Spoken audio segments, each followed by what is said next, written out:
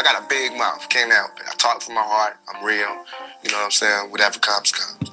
But my controversy problem, and it's not my fault. I'm trying to find my way in the world, you know, I'm trying to be somebody instead of just make money off everybody. Yo, what's going on, y'all? This your man Marcus A. Brown with another live hangout on the main channel. Thank y'all for tuning in. If you watching this on a replay, thank you for tuning in as well. Please like, share, and subscribe if you haven't already. Also, subscribe to my backup page or my backup channel here on YouTube, the MAB Experience Uncensored. You know, in case we had any other issues with this channel. I'll post a link in the chat box as well as in the description. So it's a lot that I want to cover today. I invited a few people to join the panel. If they want to do that, then they can. But just to kick things off, I want to share my thoughts on last weekend. We're going to talk about, I want to share my perspective with y'all, the good, the bad, the ugly, and we just going to keep it 100. So, yo, what's going on, Mikey? Mikey Rolling in the building. MGTOW Terragrade in the building. Tardigrade, my bad. Ken 82 Draw. Appreciate y'all for stopping through. We talking about last weekend. So last weekend I was able to make it out to Turning Point USA's first annual Young Black Leadership Summit that was held in Washington, D.C. And the summit was Thursday through Sunday. Basically, we had 400 young Black conservatives in the building, from college students to entrepreneurs to YouTube personalities, politicians, guest speakers. There was a whole bunch of people in the building, and the whole weekend was lit, if you ask me.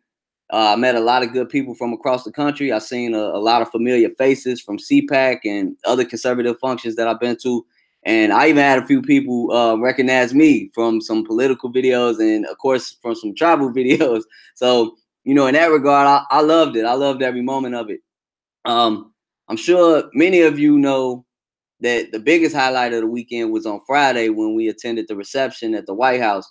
We was blessed with the opportunity to hear from the president, the one and only Donald J. Trump.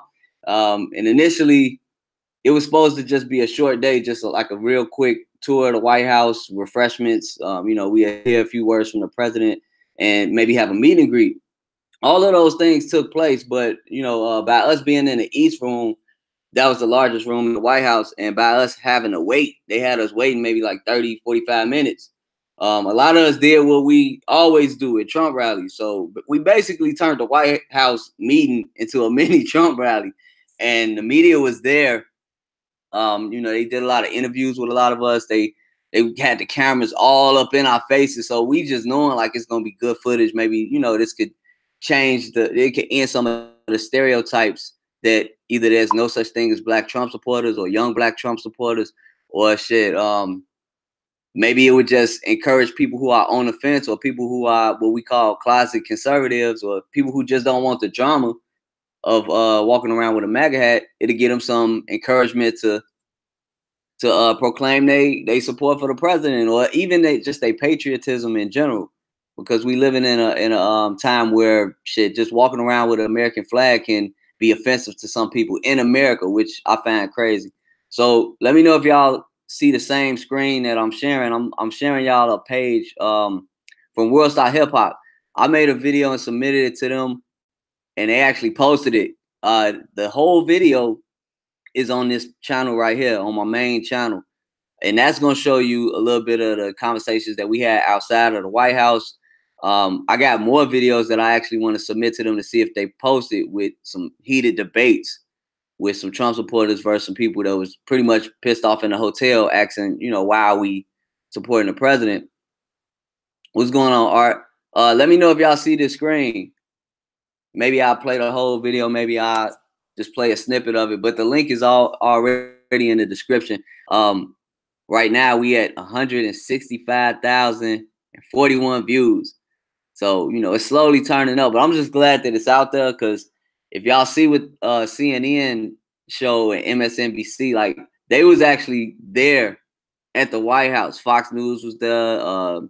It was a bunch of journalists and news reporters there. They was interviewing a lot of people, but none of that has really surfaced. So slowly but surely, a lot of the footage from people's social media accounts and cell phone recordings, that's starting to leak out slowly but surely. But I'm glad that WorldStar actually picked this this video up. Let me see if I could play a little bit of it for y'all.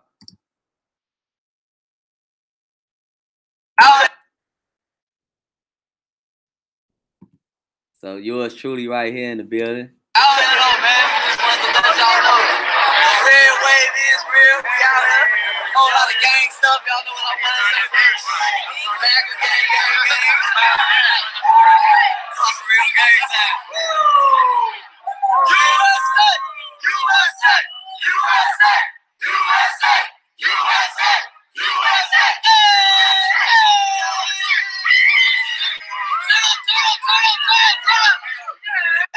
We gon' be alright. We gon' be alright. We gon' be alright. We gon' be alright. We gon' be alright. We gon' be alright. Shout out to Kendrick. Build that wall. Build that wall. Build that wall. Build that wall.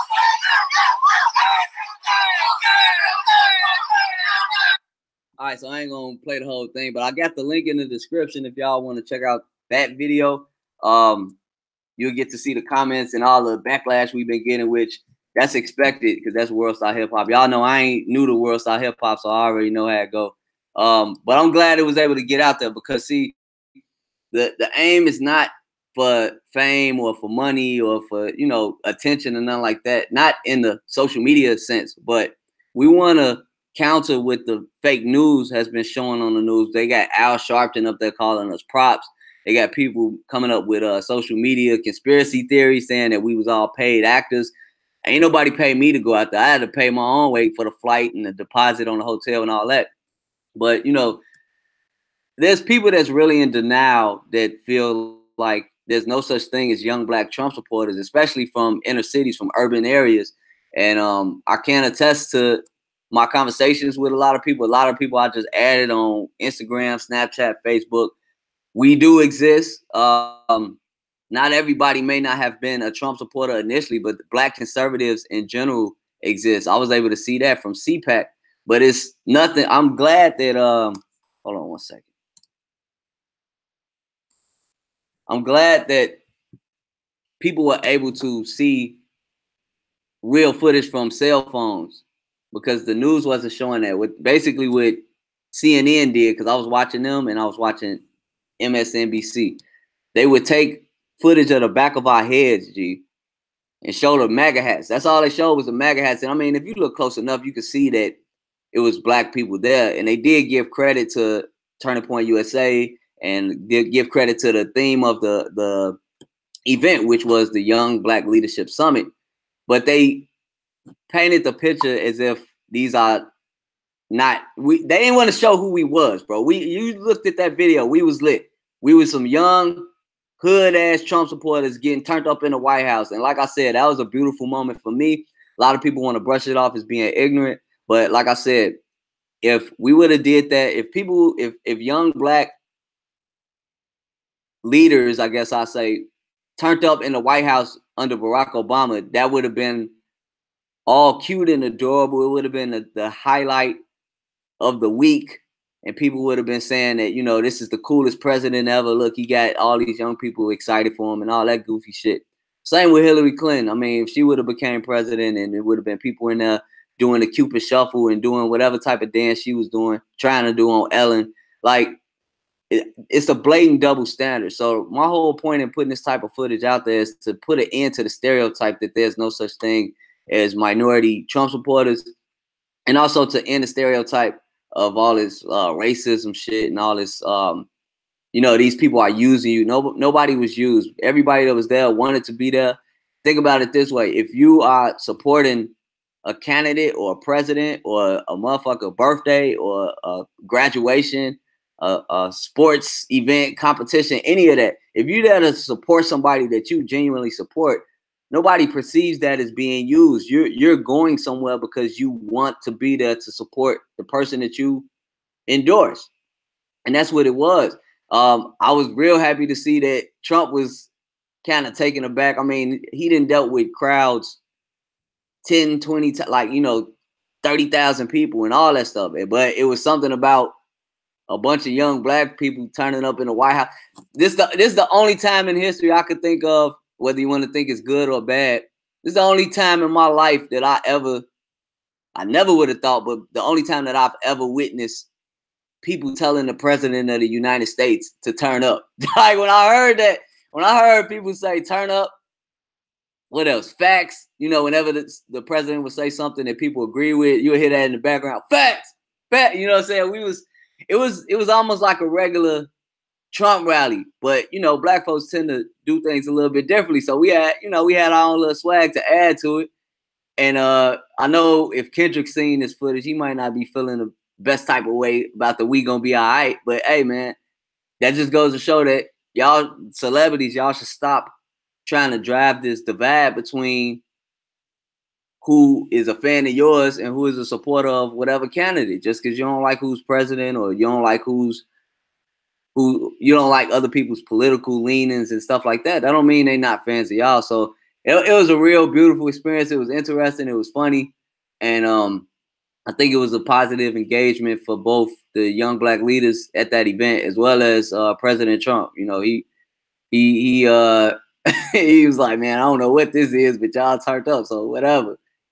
But we ain't had no problem with no security. Wasn't no black folks in there throwing shit or tearing up the White House and nothing like that. It was just a real slight turn up. And we still getting backlash from it. We getting a lot of good and bad feedback. And I'm gonna speak on that a little later. Let me look at what I wrote down, because it was a few things I want to talk about. Okay, so that was the highlight of the weekend. Other parts of that weekend consist of course, like lunches and breakfast and stuff like that, and guest speakers. We got to hear from Ben Carson, from Stacey Dash, Larry Elder. There's a lot of speakers that some of which I didn't even know. I've never heard of them until that summit, but I'm still doing my homework and still looking up a lot of these powerful black conservative voices that we don't really get exposed to in the hood unless it's through social media, maybe. Besides that, we had little private sessions where people was able to sit down and talk in a more intimate setting and share their experiences. I want to say that was the most profound. Like, besides meeting Trump, that was like the most. I felt that. I still feel that. Being able to sit down with young people and being able to sit down with people who have shared the same experience I've had, with being called out your name all the time, being called all types of coons and sellouts, and you hate yourself, you hate your mama, this, that, and the other. And being able to even comfort some of the other people who may be experiencing that for the first time. It was a young lady in the summit who, I guess she just recently came out, expressing her support for Trump. And as soon as she she already had a big channel, but as soon as she took a selfie with a MAGA hat, her Twitter post went viral, and she had like all type of people at her head. Some of the same people that was like basically simps and thirsty for her until she had the wrong hat on, basically. There was another young lady that didn't really want her family knowing about it because she lives with a really liberal family, and I never took that into consideration. The type of courage it takes for people to do stuff like that. Me, I live by myself. You know, I'm on some red pill MGTOW shit. I don't have no girl to answer to. My family, if they love me, they love me. If they don't, they don't. Like, I'm pretty much built for the blowback. Whatever motherfuckers, however y'all feel is how y'all feel. But it's a different story when you got young people that's dealing with work, dealing with school, dealing with relationships and all this other stuff. Like, it's a big risk for some people, but we working to change that. Something else I wanted to say about the summit. Oh, okay. Let's get on this Blackexit thing. I think that was Saturday. There was rumors that Kanye West was supposed to be in the building for that day.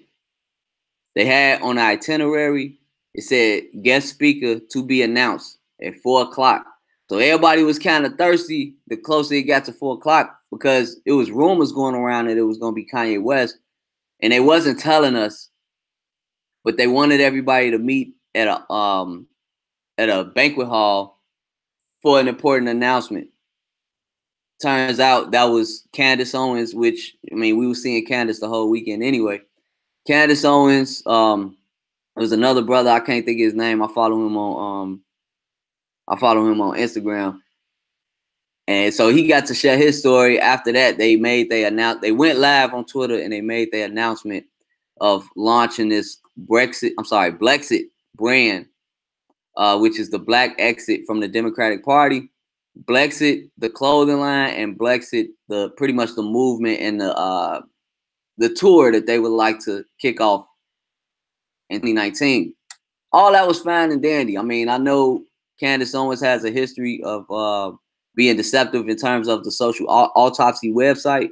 I mean, she's a former leftist like myself. So everybody, I'm willing to give people a second chance. But what took place on that launch, I don't agree with at all. Basically, what happened was, you know, all of us was told to go over to this other side of the across the street into this big hall or whatever for this announcement.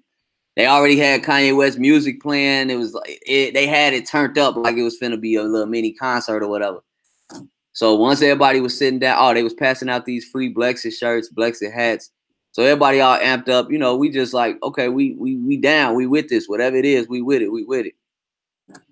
After the announcement was made that, you know, we kicking off this tour for next year and we kicking off this clothing line, woo, and this was pretty much Candace Owens' night to shine. And I would say deservedly so, despite all the bullshit that she did in the past. I was willing to swallow my pride and give her a second chance. But when she started putting Kanye West's name all over this project, and she just kept Ye's name in her mouth saying, yeah, you know, this design, this logo was put together by me and my dear friend, his fellow superhero, Kanye West. Kanye West was not there, y'all. Like, I don't know Kanye personally, but I would like to think that if his name is on something, especially with the ego he got, that he would be present to kick it off. But he was not. And, you know, people kind of took it for face value, like, okay, well, you know, Kanye helped do this, but he's not there. Some people said that shit was suspicious off top, but others wanted to give her the benefit of the doubt. And I'm sure some of y'all know by now, like Kanye West, a few days later, came out on Twitter with a Twitter rant and pretty much set the record straight. Like, look, I didn't have nothing to do with this. I put her in tune with the person that designed that logo, but I'm going to just fall back from politics altogether because motherfuckers is using me. He was basically referring to Candace Owens. He did come back later to clarify that ain't had nothing to do with Trump, and he don't feel no type of way about Donald Trump per se. It was really so Turning Point USA and Candace Owens. She tried to finesse him like a goofy. And I'm glad that he stepped out and shot that shit down. Like, nah, shorty, I ain't got nothing to do with that. Now, let me go on. A lot of the conservatives, let me say this too. When I shared, once this stuff started going viral, I got a lot of follows and ads from a large conservative base, which is expected. And I welcome them. I appreciate the ads. I appreciate the support, all that. But I need newcomers to know not only who I am, but what the whole point behind these videos are. Like I said, it ain't for attention. It ain't for motherfuckers trying to get rich or nothing like that. That's y'all friend Candace Owens that's on the hustle. Our whole point was to counter CNN. Imagine going somewhere and y'all turned up, y'all articulate your arguments very well. It was a lot of people out there that was very informed, very well spoken in front of the camera. And you don't see none of that. You interview with CNN, you interview with Fox, which Fox probably, they did show a little bit of love. But MSNBC, like, you know, foreign channels that got more coverage on this shit than domestic channels. BBC got a better version of what happened than CNN and MSNBC. So it's one thing to hear Trump say fake news. You know, a lot of people brush it off as Trump just being brash or speaking off the cuff. But it's another thing when people experience for the first time what fake news actually is, like the ramifications of it, how it plays out. You give all these interviews, you show all this support, and the news is sitting there filming you the whole time. pretty much for formalities. You know, they might as well have just set the camera on us and not even cut the camera on, because we ain't seeing none of the positive. Like, we ain't seeing when we was passing out food. We ain't seeing when we was talking in front of the White House. We not seeing when we turned up in the White House. We not seeing all of the applause that Trump got as soon as he came outside, or, you know, not outside, but as soon as he came out, everybody was showing love. Everybody was happy to see him. We ain't seeing when he stayed and shook hands and signed books and signed hats and all that type of stuff. We ain't seeing none of that. What the media did was they took just enough of a snippet to say they was there. And then, you know, Trump had another engagement in another state. He had a rally going on that same day, rather later that night. So they took a little bit of footage from us and said, oh, yeah, Trump is speaking to some black kids or some black people, whatever. You know, they not important. And then they brought commentators on to speak over that footage. So the whole time while the event is going on, the whole time while the summit is going on, the news is busy talking about that bomb hoax and bringing people on to say, you know, these are paid actors that's in the White House right now. Trump should be ashamed of himself. He's using them. This is just a strategic look for the midterms, which I agree with. I mean, that's part of the point. But the way that they dehumanized us and the way that they made us look like, you know, we have no agency. We can't make decisions for ourselves. We wasn't there of our own free will. They make it sound like either we just paid losers or somebody put a gun on our head to sit in the White House with a president that we don't like. That's completely opposite from the truth. That's fake news. So for a lot of the people, I've experienced that before, because I've had interviewers chop up my words and shit like that. But for a lot of people that was at the summit, that was their first time really seeing, like, wow, the news can take an image and make it look however they want it to look. They could take something that happened and make it look like it didn't happen, or make it look like, you know, it wasn't as significant as it really was. And so part of the reason that we are all sharing our stories and sharing our social media footage is to counter what fake news was showing the rest of the world, which was, hey, Trump is paying people to come to some summit because he don't have black support. That's totally false. As far as Kanye, I want to kind of talk about my thoughts on Candace and Kanye. Matter of fact, before I do that, let me go back and see what y'all talking about in the chat. Hey, shout out to the Grins guy, $5 super chat. He say, don't buy into the bullshit. Move for policy, not for parties. I agree with you on that. And I pissed off a lot of conservatives because, yeah, I rock the MAGA hat. Yeah, I may be Republican on paper as of now, but we've said this in other streams before. Don't be loyal to. I fucked up the paraphrase. I fucked up the phrase already, but basically, we not loyal to parties. Okay, we loyal to our own interests, and if your policies align with our interests, then squad, MAGA gang, gang, gang, we with the shits.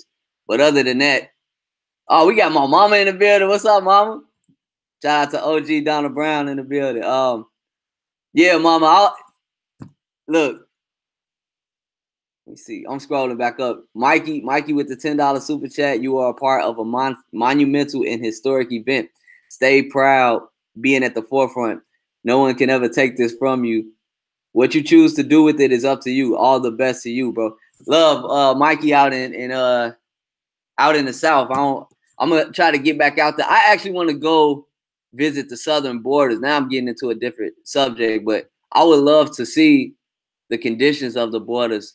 Not to be, holding anything against Latinos or to be judging how people live or the languages people speak down there. I literally want to see the border. Like, I want to see how easy is it for me to go from the United States to Mexico? Is it really me sliding under some barbed wire, or me just crossing a road or jumping over a river or a pond or what? You know, I need to see that because I have a lot of Latino friends, especially with me trying to learn Spanish.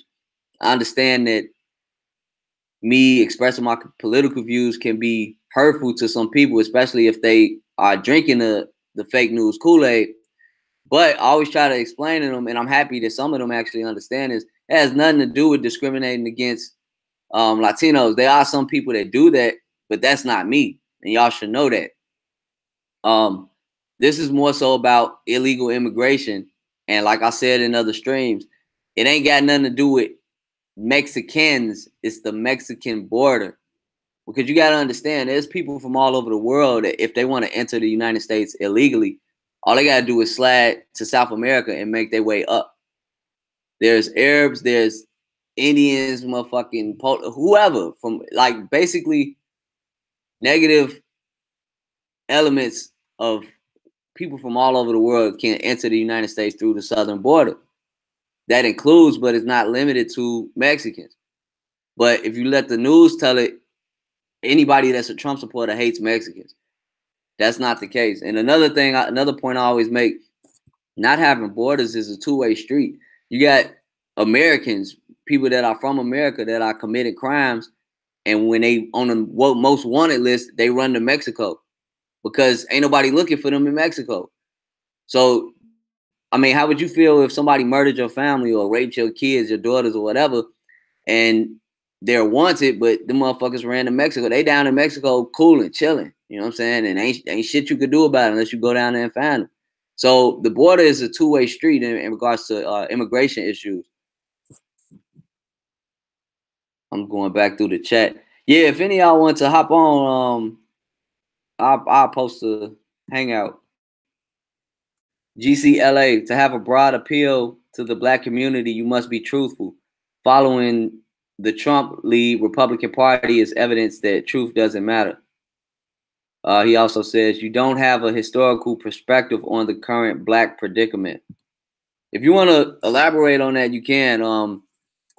Like I said, I'm not here to say everybody was perfect or I'm shit. Trust me, from what I'm experiencing right now, I can see groupthink on the conservative end just as well as the leftist end. I'm a former Democrat, so I joined the whole walk away thing before there was a walk away. I walked away as soon as I started traveling to other countries and I realized that shit, we don't have it as bad as we think we do. And the moment I started trying to express, even considering different views, I got the backlash instantly. That in a combination with, you know, some red pill knowledge and looking at the toxicity of feminism and all these other SJW narratives, it was easy for me to walk away. But you have to spend time around conservative circles, especially a lot of the super establishment Republicans. You got to spend a little time around them to realize, shit, they are capable of being NPCs themselves. They are very much capable of being on the same goofy shit that a lot of radical liberals are on. But yeah, GC, if you want to elaborate on that, you're more than welcome. Appreciate y'all for the super chats. Press the like button, hit the like button if y'all coming in. With Candace Owens, that was what really had showed a lot of conservatives' true light to me, because you got conservatives that are looking at Kanye West. Wait, let me backtrack. All right, I'm telling y'all, some of y'all might not already know this. I just want to make sure I cover everything in the order in which it happened. So we had the Young Black Leadership Summit, right? That was cool. We had the Blackexit announcement afterwards. And everybody was like, okay, I don't really know how to feel about it because Kanye West wasn't there, but fuck it, whatever, you know, we'll get behind it. Soon as Kanye West shut that shit down, then that made Candace Owens look some type of way. That kind of fractured a lot of the conservative base in terms of the people that was following me. Some people was agreeing with me when I said, yeah, she bogus as hell for that. Some people were saying, oh, well, you know, that's besides the point. We need to focus on the larger goal. Fuck all that. Fuck on that following the larger goal bullshit, because basically when I heard that, what y'all telling me is y'all are willing to undermine somebody being deceptive to further y'all cause. Y'all are willing to let some shit slide when it's Candace, when it's a female, basically, because when Kanye West fell back, said, I don't want nothing to do with politics, I saw people calling him all types of pussies, saying he's unstable, you know, using the same tactics that the left used. Soon as he said, I'm a fall back, he didn't say nothing was wrong. He didn't say nothing negative about the MAGA movement, MAGA gang, none of that. He said, hey, I realize I've been being used. My eyes are waking out, and I'm going to just fall back from politics. And instantly, everybody was calling him all type of names. questioning his sanity and all this shit. And I'm like, okay, y'all full of shit, G. You know what I'm saying? It's cool if y'all want to have y'all criticisms of Kanye, but if y'all can't bash Candace Owens the same way and y'all want to get mad at me, y'all want to basically simp for shorty ass, because that's what it is. It's gynocentrism. Like, my red pill kicked back in, and I'm like, nah, man, that's some simp ass shit. Y'all sound like some cucks, folks. Y'all sound like some conservatives and some cuckolds. Y'all sound like some fucking simps. Telling me that I can't call out one person bullshit, but y'all could call out somebody else bullshit. If you're going to call out bullshit, call it out on both sides. That's all I'm saying. But in terms of Candace Owens, like, I swallowed my pride to give her a second chance. And after pulling this shit, you know, I do believe that there's enough blame to go around. You can't blame Kanye West for falling for it. I guess that's kind of a blue pill being naive on his end.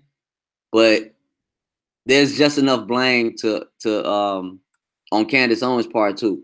You don't put somebody's name on your brand that ain't have shit to do with it.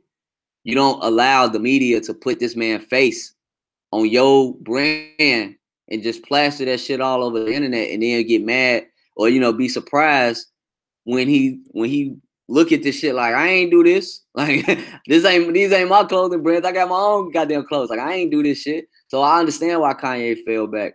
Now, I do have a criticism of Kanye for this mayoral endorsement.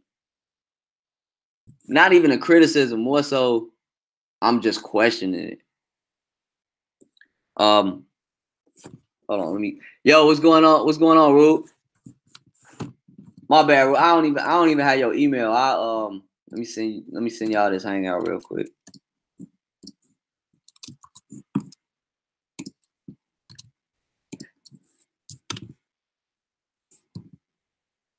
That should be a clickable link in the description if any of y'all want to jump on. Rube, man, hope all is well with you. I know I ain't been on YouTube in a minute. I've been doing a Facebook Live thing and all that.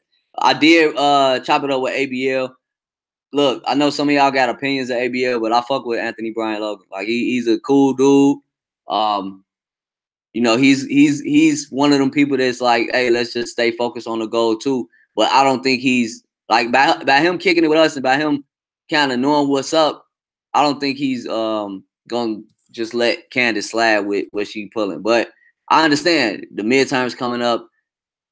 Everybody want to stay focused on the goal, all that shit. Look, man, I voted already. Ain't too much more I could do to help matters. Not only that, I don't like the fact that people want to try to save face like that. Like, you want to try to, I'm talking about conservatives now. Y'all want to try to uphold this image that motherfuckers is perfect or that shit ain't going down when it is. Y'all want to act like people ain't into it when they are. And like I said on my Facebook Live, y'all falling for charisma and people being able to articulate their speech perfectly and all that. Candace got it, G. Candace is talented. I don't take that away from her. She's attractive. She got the voice. She got the talking points. You know, she's a very good debater. She's good at what she does, which upsets me even further because it's like, why do you have to be deceptive? If you that talented and you that blessed and that good at what you do, there's no fucking reason to be that deceptive. There's no reason to try to finesse Kanye. Candace got her own following. She got her own groupies. She don't need Kanye West's name in her mouth or on her projects, but that's just the way she chose to move. And I know that type of nature. That's a deceptive, finesse-ass nature. That's when chicks think they could just finesse you and shit. Or like Kanye West was supposed to go along with it or just be some type of goofy and all she got to do is apologize and he just take that. Bro ass was like, no, fuck all that. Maybe part of that. I know some of y'all say part of that was Kim K and his possibly. But no, whether it's a Kim K in the equation or not, I would have did the same thing. Like, hold on, shorty. First off, I ain't designing shit. Second off, stop putting my name in your mouth. And so that's all I seen that Kanye did. But let me move on to the most recent news with Kanye West. As soon as I can pull up the article. Because he said he was gonna hop out of politics. And then he came right back, and now he's endorsing, for the second time, he's endorsing this mayoral candidate. I don't know how to pronounce her name, Amara Enyia. So I got that link in the description, and I'm reading this from thefader.com. Kanye West has donated an additional $126,460 to Democrat Amara Enyia. The news comes of the hefty donation to the Chicago mayoral candidate comes just after West vowed to leave politics behind.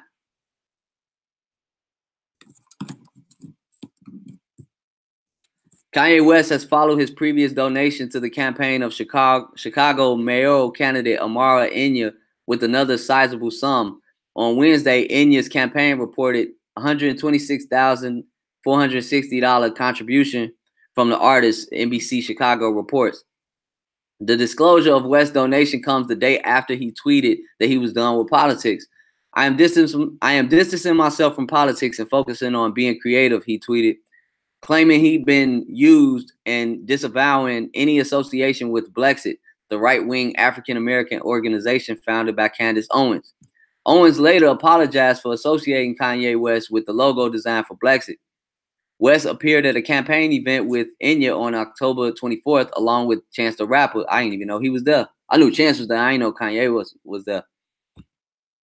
Along with Chance the Rapper, who stoked speculation of his own run for the Chicago mayor before endorsing Enyia at a press conference. When asked by the Chicago Tribune about West's support for Trump, Enyia responded, West believes there always has to be room for dialogue and people should be able to have a conversation, at least be aware of other points of view. So what's my thoughts on the Kanye thing? I mean, Kanye is being Kanye, so I'm not saying that to create an excuse for him. I'm just saying, like, none of y'all should really be surprised.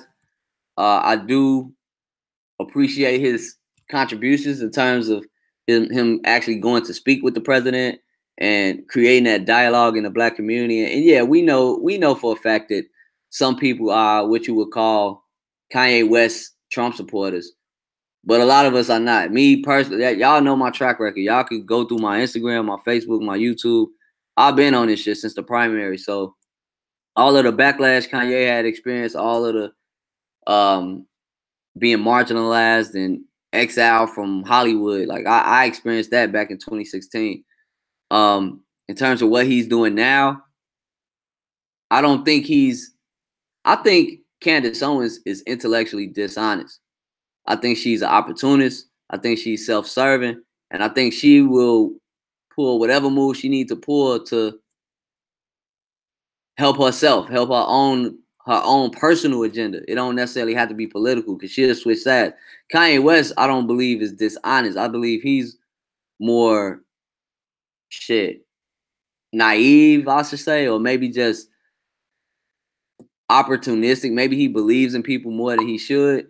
Because the moment I heard him say that he want to pull Trump and Colin Kaepernick together, I'm not saying that he's wrong for doing it. I'm not saying that that's even a ill idea. I'm just saying it's kind of unrealistic. And it was like one of them statements to where, that would only come from somebody that has such a positive outlook on the world that maybe he don't realize this ain't that.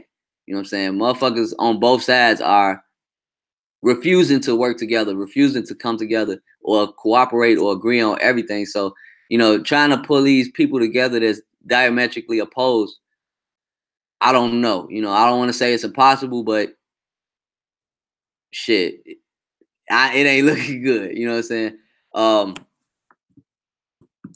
King Sigma say, make America great again for the white male. I always say Black people need to at least use the fact that they're American. Will we have some type of prejudice or so-called white supremacy? Yeah, I believe that. But I also believe that Black people are afraid, or not even afraid, just ashamed to use that American name, even if it's a means of finessing.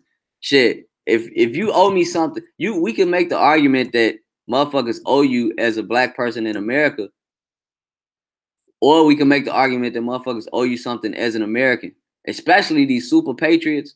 people that's super USA, super, you know, God bless America, man, hit they ass up.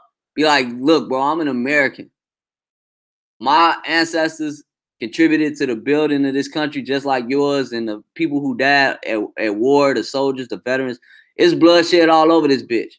But we all Americans, and I'm gonna play that American card, motherfucker. Help me out.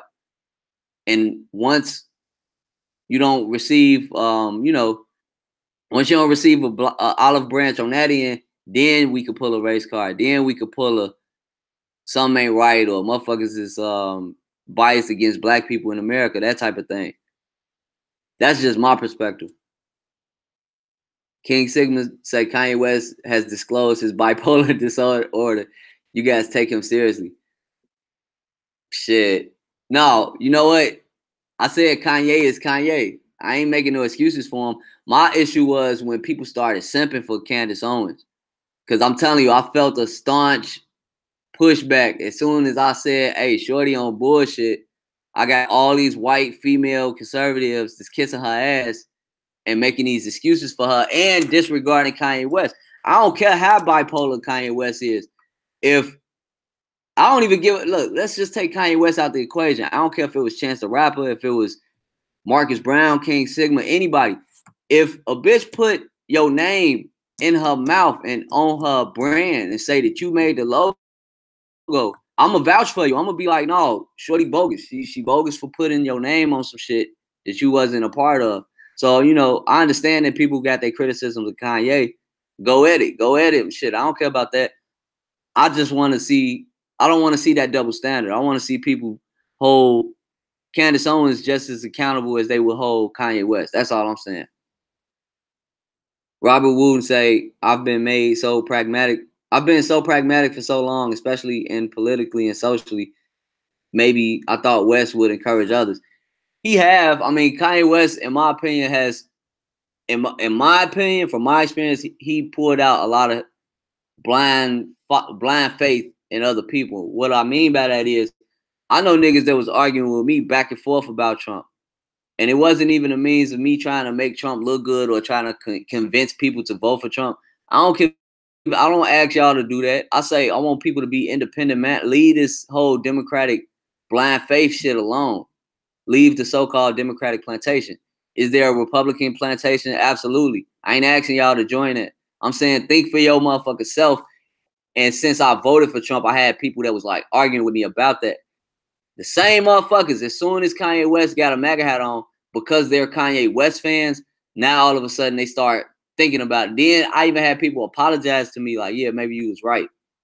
No, bro, ain't no maybe you was right. Like, it took Kanye West to make y'all even think of leaving the Democratic plantation. I never told people to put a MAGA hat on. That's me trolling the fuck out of y'all because I voted for somebody and y'all gave me criticism. So now I'm just trolling. Fuck y'all.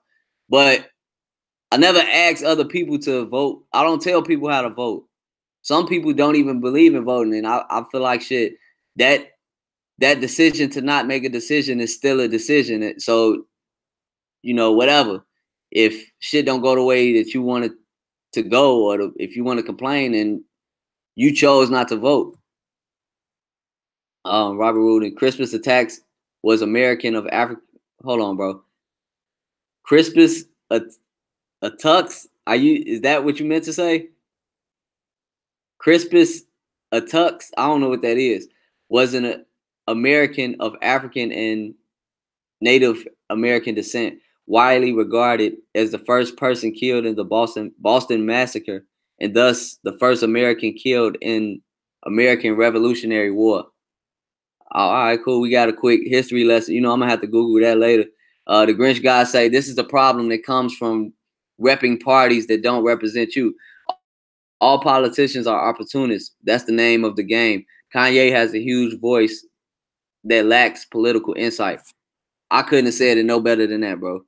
I don't consider him slow or bipolar. I think he's smart. I don't think he's stupid. I think he's capable of thinking for himself. But I love what you said. It lacks political insight. Exactly. I mean, in a way, I look at it kind of on some blue pill shit. Like, we all got to get red pill in one regard or another. But the last thing I'm gonna say about Candace, especially to the conservatives, because I started trolling them after they did that to me. I'm like, man, hold on, bro, y'all got me fucked up. Every Trump supporter ain't finna be no clean cut Will Smith type dude.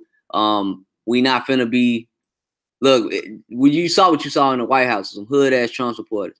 So if conservatives want to even care about the black vote, or if y'all want to pretend to be happy about the Blackexit and all that shit, y'all got to know what y'all asking for. Y'all got to understand that just because people change their political views doesn't necessarily mean they're going to change who they are. I'm not going to change who I am. I might change my political views. I might change the type of candidates that I may want to endorse, depending on if they meet, if they initiative aligns with mine. But stop judging people based on how they talk, based on the music they listen to, based on where they live.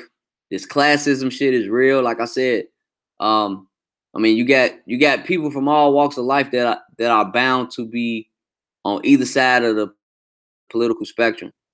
And once I get the sense that motherfuckers is trolling me after they proclaim to be morally superior, I know y'all full of shit. So, and I ain't mad at you. I'm just gonna troll you back. Mikey R say, if we have to get in the time machine to articulate that, then you're doomed. Yeah, it should be common sense and be able to. This is how I talk, y'all. This is how I talk. I think I'm a very good writer. If y'all look at my scripted videos, I can script the fuck out some shit. But when I'm trying to talk, especially if it's off the top of the dome, I'm not finna sound like Candace Owens. And I'm not saying that to throw shade at her. I admire the way she can articulate thought, but I also admire the way Barack Obama can articulate thought. And the reason I said it the way I said it was because these conservatives are so thirsty to have some type of token black person around. I said, don't get Obama. You know what I'm saying? Candace Owens, y'all want to have this blind faith in her, and y'all not listening to niggas like me. Y'all not listening to Tria Logic. Y'all not listening to people that's calling her out for the bullshit that she's pulled time and time again. And y'all gonna get Obama. You know what I'm saying? Obama was the same way. He had all the swag, all the charisma. He appealed to everybody. And he said all the right things. Barack Obama got game. Candace Owens got game. And these fucking conservatives gonna get gamed if they start simping, basically. Last thing I'm gonna talk about, like I said, if any of y'all want to hop on, y'all can, but let me get this last thing out the way. This is an update in terms of the whole Caravan thing that's going on. Again, link in the description. We got 37 watches, 17 likes. Come on, y'all. Let's get the likes up, please. Also, share, subscribe if you haven't already. So I'm reading this update from Homeland Security. It says myth versus fact on the Caravan. It was released yesterday, November 1st. Below are facts surrounding the caravans en route to the U.S. southwest border. Question: do we know who is in the caravan? Answer: we continue to be concerned about individuals along the caravan route. In fact, over 270 individuals along the caravan route have criminal histories, including known gang membership. Those include a number of violent criminals. Examples include aggravated assault with a deadly weapon, armed robbery, sexual assault on a child, and assault on a female. Mexican officials have also publicly stated that criminal groups have infiltrated the caravan. We also continue to see individuals from over 20 countries in this flow, from countries such as Somalia, that ain't good, India, Haiti, Afghanistan, and Bangladesh. There's a large segment of this population that we know nothing about, and we must be prepared to defend our border and enforce our laws to protect the citizens of our country. Yo, King Sigma, hold on one second. I see we got King Sigma in the building. Hold on, let me just finish reading this, and we're gonna pass the mic to you. Okay, question: are there criminals in the caravan? Answer: yes. So far, there are over 270 individuals along the caravan route that have criminal histories, including known gang membership. On October 29th, the Mexican ambassador to the U.S. described some of the caravan members as very violent. Unfortunately, some of the people in the caravan have been very violent against authorities, even though they have offered the possibility of entering in compliance with immigration law and refugee status. On October 30th, Mexico's Interior Minister, I ain't gonna pronounce that name, he was speaking on the radio, confirmed that some criminal groups have infiltrated the caravan. I have videos from Guatemala that show men dressed in identical clothing, sporting the same haircuts, handing out money to women to persuade them to move to the front of the caravan. We know for a fact that some members of the caravan threatened Mexican Migration Institute personnel, and we have images showing many of them preparing Molotov cocktails. I'm almost finished, y'all. Matter of fact, I ain't gonna read the whole thing. Let me do this last one. Question: is the caravan only women and children? Answer: no. Reports on the ground from foreign partners suggest that approximately 50% are single adults. However, the Guatemalan intel minister said that the caravan is employing tactics to push women and children to. That's what I wanted to get to. The caravan is employing tactics to push women and children to the front to act as human shields as the caravan pushes against its military forces. So again, the link is in the description if y'all want to read the rest of that. My reason for bringing this up is this is my thoughts on the caravan, because y'all know I'm a bit of a conspiracy theorist. I don't know who is propagating that shit. I don't know who started it. I mean, we know that leftists tend to fund terrorists and protest events like this. But then I also can look at it from a tactic on the right, because you got to understand, like, all this voting is controlled through fear and through anger, like outrage. So, you know, from a conservative perspective, you scare these conservatives enough to be like, look, they coming towards the border. We gotta vote red, vote all red, and all this shit, out of fear that, you know, we need to come together and protect our borders. I agree with that. I understand that. But I could also see that as a play. From the left, I could see that as a play because the timing of this. I think this caravan, this so-called caravan, is going to get here either right before or on the day of the elections. And they would love, I know they would love to get footage of people of the caravan being slaughtered, beat the fuck up, thrown around and locked up and all this type of stuff, just so they can appeal to emotions. Because see, like, leftists, they tend to be more emotional voters in terms of sympathy and feeling outraged for others and all that type of stuff. Even if it can be proved to be false later, because, you know, it's easy for them to feel sorry about illegal immigrants making their way to the U.S. border when they see the troops deployed to respond to that. It's easy for leftists to feel sorry about that, but they won't feel so sorry if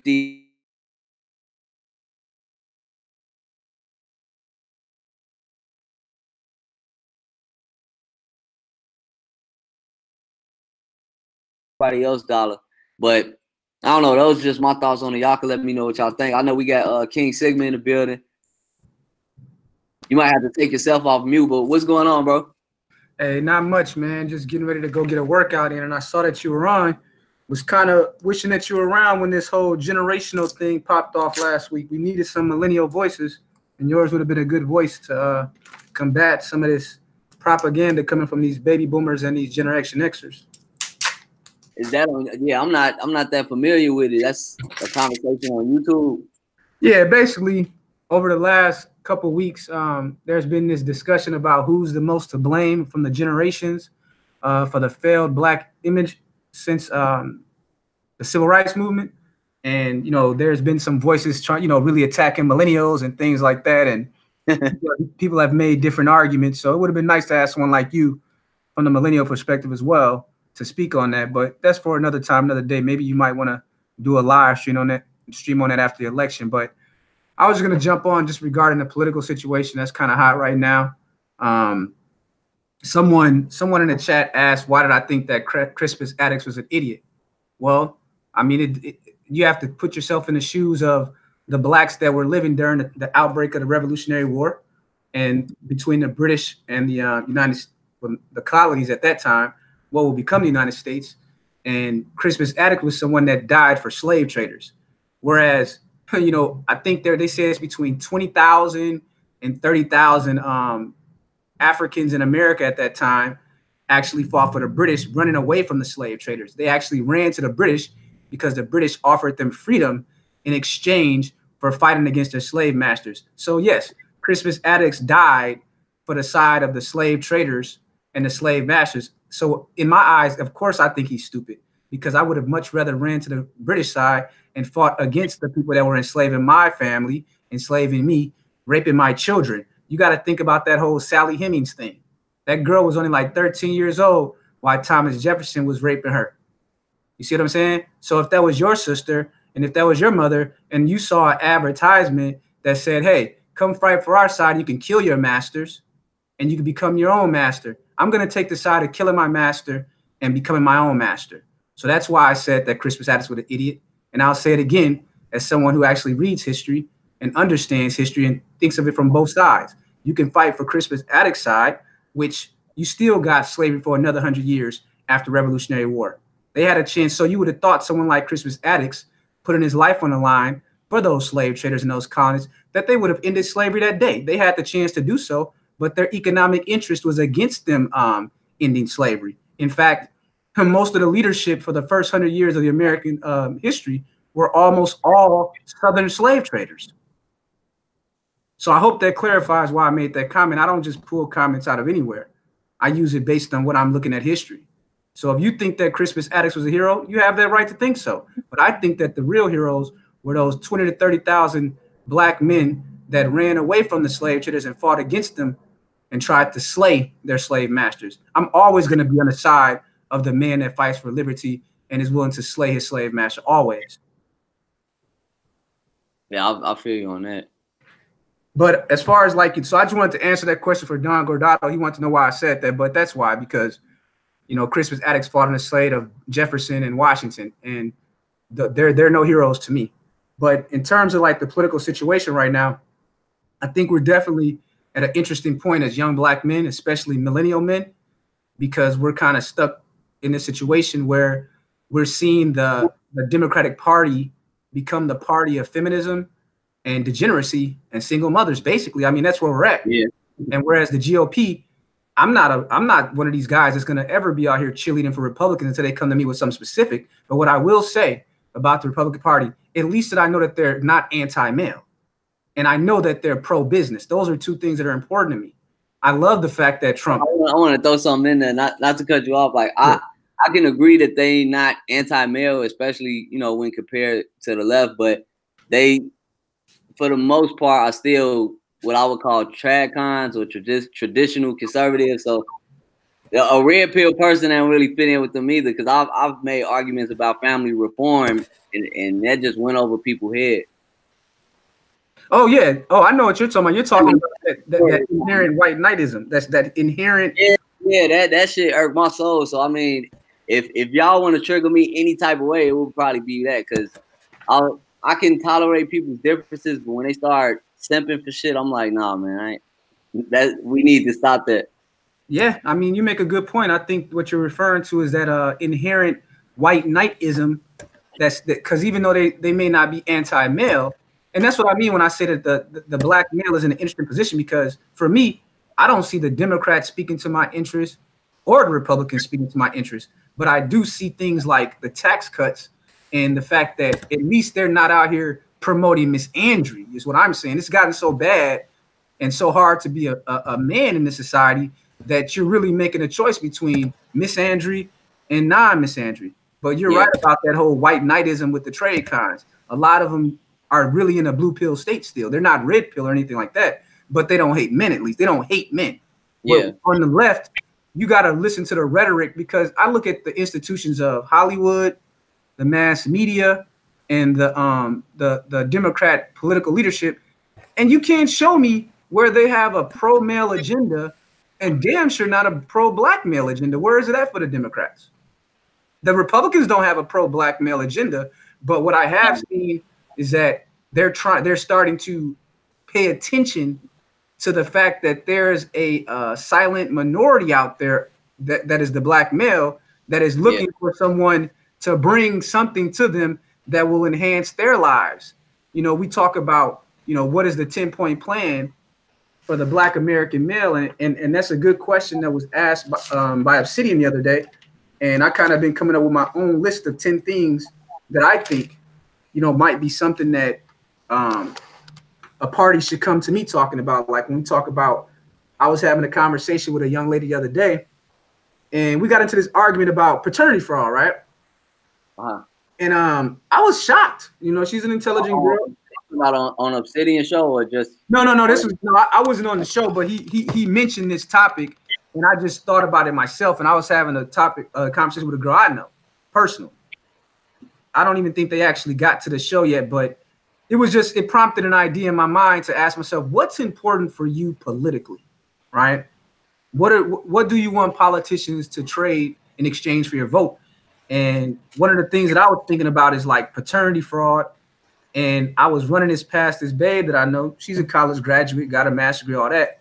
And I was just laughing at how her reaction to when I said that all babies born in America should receive mandatory DNA testing, right from jump. At that point too. Wait, she snapped out on you. Oh, she was like, she was saying this whole thing about that's just another way for men to try to control women's bodies, and you men just want to control our bodies. And so I was like, so I let her go ahead and get her little, you know, vent out, and I just sat there looking at her. Then I said, okay, so let me go ahead and lay out this case. This is why I've actually gotten to the point that I don't really spend a lot of time having intellectual conversations with women. And I'm talking about college graduate women. I just don't, because I've noticed that the way that they think and the way I think is so opposed to each other, bro. So like it doesn't benefit them. Not so what's going on, Rob? What's up? My bad, man. My bad, King. I didn't mean to cut you off. Yeah, I was just agreeing with you. Oh, yeah, it's all good, brother. So we're having a conversation, and I laid out my argument because, you know, just like we talk, we all make our statements. We try to back it up with evidence. Sometimes we agree with each other. Sometimes we don't. But I bet you that out of all these conversations, we're all becoming better thinkers. We're all becoming more articulate in our expressing ourselves. I tried to lay it out to her, but it just wouldn't resonate with her. I was like, I said, okay, let me give you an example. How much do you think that the child support system and the family law system cost? How much does it cost the taxpayers to fund deliberating all these cases where the woman knows that the father was not the real father? And I was telling her, isn't it cheaper for the better good of society if everyone, it's not going to discriminate against any particular group. When a baby is born, the doctors take the DNA of the mom and dad. That's not just for paternity purposes, but also for they need that information for genetics. Wow, I mean, if I was born and I had documentation that absolutely proved that this person y'all saying is my dad, like that's just an extra level of assurance, I guess. Exactly. So you would think that that makes perfect sense to you, me, and a lot of other men. But I mean, she said that's just a way for you guys to stigmatize women and a slut shame. And I'm like, so she's having this whole entire different conversation from the basics that ending paternity fraud is good for the entire country, is good for the men. It's some states out there. I don't live in a state like that, but in some states, if you even sign the birth certificate and they find out later you're not the biological father, you are responsible for that child for up to 25 years. You don't even got to sign. You got to be identified as. Some instances where women are going to get what you call it, food stamps or some type of government assistance, and they forced to put the father down or some dude name. It ain't gotta be the father, but they're gonna ask you to put somebody's name down. Go ahead, Robert. Right. No. Like Marcus is saying, even you got to put a name down. So even if it turns out later that it's proven that you're not the father, let's say it's been 2, 3, 4 years, you're still on the hook to pay for those 2, 3, 4 years before it got proven that you weren't in fact the father. You still got to pay back that money that was paid out, in aid to her. Now you explain to me how that's a form of justice to men. Explain that. I'm not going to explain it because it's not a form of justice. That's a total injustice to men. And any political party that supports a family law system like that, they're not getting my vote, because my brother, he just got caught up in a situation like that, man, where I found out that my nephew, who is now 10 years old, found out that he ain't even the dad. Right. And one thing I want to say, not to steal your thunder again, but the reason why you brought up a lot of accurate, factual things. I used to live in England for about 4 years, so I'm from. Anyway, I bought the Christmas Addicts point to kind of play back on what MAB was saying about, you know, these conservatives are flag waving, you know, pro-American, blah blah blah patriots. Play up to that. The same way when this whole Starbucks thing kicked off, you know, Hotep Jesus, he went in there and got the free coffee. You know, play up to that white guilt. Play up to that. That's why I brought up Christmas Addicts. I'm not saying that, you know, whether that's moral or ethical or right. I'm just saying if that's the end game, you know, play it from both sides. And don't get me wrong. See, I'm not one of these dudes that because I disagree with you, that it's a statement against the validity of what you're saying. You have a right to believe that Christmas Addicts was a hero. My side was different, and you using it as an example. I actually ride with you on the idea of all this flag waving because I've talked to some of these trade con dudes, and don't get a shock, man. A lot of these dudes is white nationalists, man. If you've ever, you know, a cat that I've been following and a website I've been following is American Renaissance, which is backed by the white separatist Jared Taylor. See, a lot of black men don't take a man like that seriously, but you really should. I'm gonna tell you why Jared Taylor is a man to be taken very seriously. He's an Ivy League educated, supremely articulate, and he has a powerful digital platform in this age of digital platforms with that American Renaissance. You know what I've been doing? He had a list of all the books that he suggested his white supremacists and his white separatists read. I downloaded that book list and I added it to my Amazon wish list. So I'm reading everything that these white separatists read. And so I have to be careful when I support a party who has such a large faction of white nationalists, white separatists, and white supremacists supporting him. That doesn't that doesn't mean that that party's not going to say things that I like I just said. Right. I was telling someone the other day, I did a deal with Disney. I do IP acquisitions and trademarks, and I often buy IP assets in bankruptcy court to sell to other corporations. I sold an asset to Disney this week, and because of Donald Trump's new tax laws, I paid no taxes on my commission. Totally went 100% to my pocket, just like it should. You see what I'm saying? So it's like, that's a Donald Trump Republican policy that I like. Then there's some other things that he's pro-business on. And I'm definitely closed borders. I'm actually in the camp with Donald Trump that says that birthright citizenship has nothing to do with illegal workers and undocumented work. Right. If you read the amendment, it says unto the jurisdiction thereof. Exactly. If you're a foreign national, you're from another country, and you come here, you're not under our jurisdiction. You know, you just like and again, this is my recovery day from work. So, and I know you disagree with me. I'll just clarify my statement and what I was trying to say. But if you commit a crime in this country as an illegal immigrant, just like the lady younger in Iowa that killed the guy that killed her, once you get sentenced and charged for a crime in the U.S. court system, he's going to get deported because he doesn't fall under the jurisdiction thereof the United States. The same thing with the whole deal with Gitmo when it was open with the military tribunals, who they fall under, blah blah blah blah. It's like, just because you're born here don't mean you're automatic. Like, you know, it's simple to me, but I don't know. Go ahead, man. I just like I'm actually glad that that Donald Trump did this because the Supreme Court has never had to answer that question. And they skirted around it a few times. Many times. Every time. The only time they couldn't avoid it was when it came to the post-Civil War, and they had to figure out what to do with all these black people. See? And we got to have that conversation. Why is it that it wasn't until after the Civil War that this question of the 13th, 14th, and 15th Amendment never came up? There's a reason for that. Because at the time, the country, as far as, you know, the biggest populations was white people, Native Americans, and blacks. The Native Americans were considered a separate nation altogether. Right, exactly. They weren't considered sovereign citizens either. Yeah, at a point. So they didn't fall in our jurisdiction. But we can't deport them somewhere else because they're from here. So the remaining group that they had to determine what jurisdiction does the black population kidnap from their foreign nations, who do they fall under? Well, they have to take us under because they kidnapped us as prisoners of war. We are the only group that didn't come here voluntarily. Everyone else was either here or they came here voluntarily. The Native Americans was here and they just exterminated them. We were the only group that they took as a race, as a whole millions of us. And they brought us under their jurisdiction. And so that's why they passed the 13th, 14th, and 15th Amendment, was to clarify the status of blacks. Because remember, at that time, we were just coming off the Dred Scott case. Right.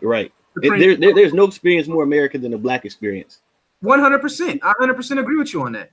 100% agree with you on that. And you know why people don't understand that?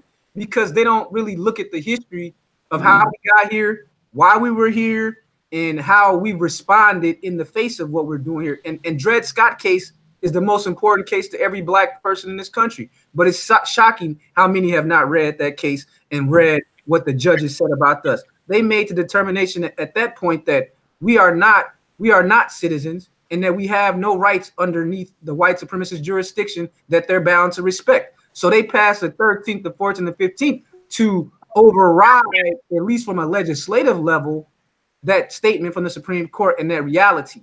So they gave us citizenship under the 4th Amendment and the 15th and whatnot. So now you have dumbass black people who have taken the liberalism pill out here arguing for people who are coming here as a cheap labor force to replace you as an obsolete labor force that they don't want to deal with. Because think about it, when they open those borders and they bring in those people, they're bringing in people who actually define themselves as white on paper, even though in their country, they call themselves white, but they're not going to be treated like they white here. They're going to be used for that cheap labor. Yeah. Go ahead. No, I was agreeing with you on. I never heard them call themselves white, but I know what you're saying in terms of once they flood out here, it'll drive the wages down. Oh yeah, the Latinos refer to themselves as white, bro. Look it up. Them dark ass in a caste system way, yes. Yes, in a caste system way, they consider themselves white. Some of, you know what I mean? Maybe not like the actual skin color, but if you think of caste system wise, like over in subcontinent India, they think themselves as white. Yeah, I know a lot of Latino, like Latin Americans, try to align themselves with Spaniard conquistadors. Like they identify more with the Spaniards than the Aztecs or the whatever natives was. And now, if you say that that's true, that they identify with their conquerors, how the hell you think they identify with us? What do you think they think about the average American black person? What do you think? And one thing, not to correct you, King, not necessarily that you're wrong, but you said liberalism. I want to caveat that and say American liberalism, which is leftist thinking, because I consider myself, I'm a South Park Republican, Boondocks Democrat, which is to say I'm a liberal in the classic sense, if I have to label myself. Oh yeah, you're correct on that. It's definitely a different. But I'm using the liberalism in the term that mainstream society. You're using the term. Yes. You're using the term that economists use it, but unfortunately, most cats don't know the difference between classic liberalism and the socialism. Right. I just want to throw out something to let people know that I'm somewhat educated and informed. I'm not just some taxation and stuff meme posting. No, I mean, it's good. It's good that you're bringing that clarification to the conversation. But as far as this open border and the birthright citizenship thing, I mean, it's a question that every American has to ask themselves, especially Black Americans, because the 14th Amendment, that was an amendment passed especially for you to clarify your status in this country.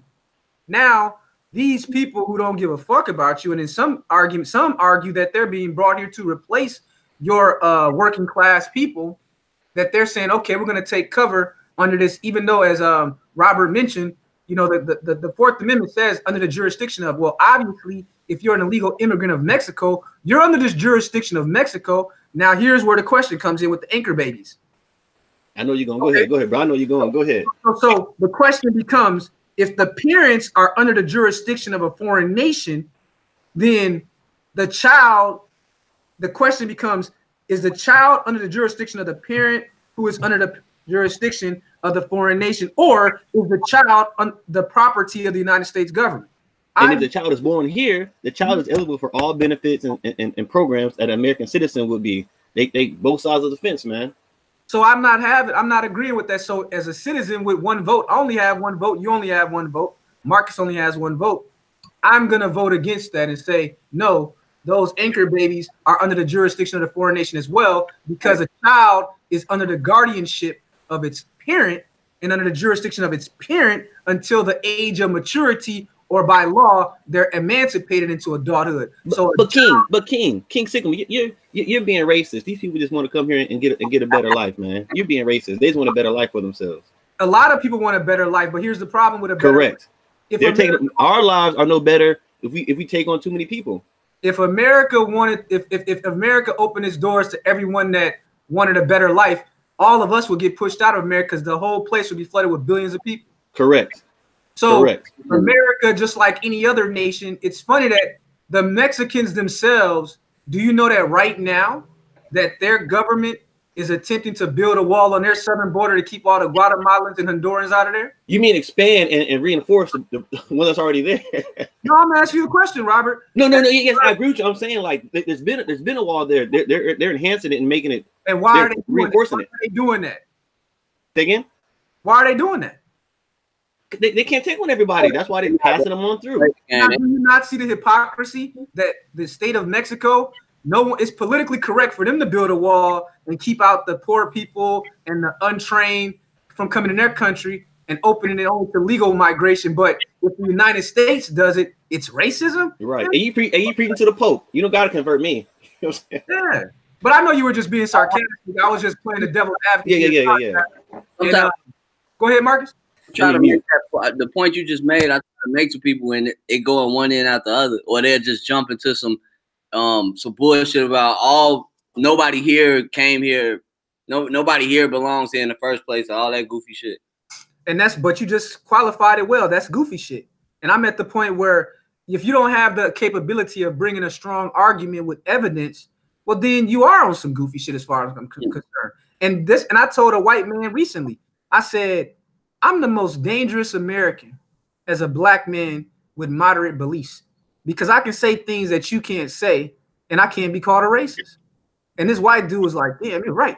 Because we were having this conversation about politics at the law school and he was shocked that I had some of the conservative ideas. I have some very libertarian ideas. I have some moderate ideas. But it was some of the things that I was saying about the open borders that this white guy was just looking at me like he's, because he's been trained himself to believe that all black people think alike. Yeah. They think that we're all like pro-Democrats, pro-single mother. No. We all leftists and we all want government expansion and shit. I want less government. We all hate Trump.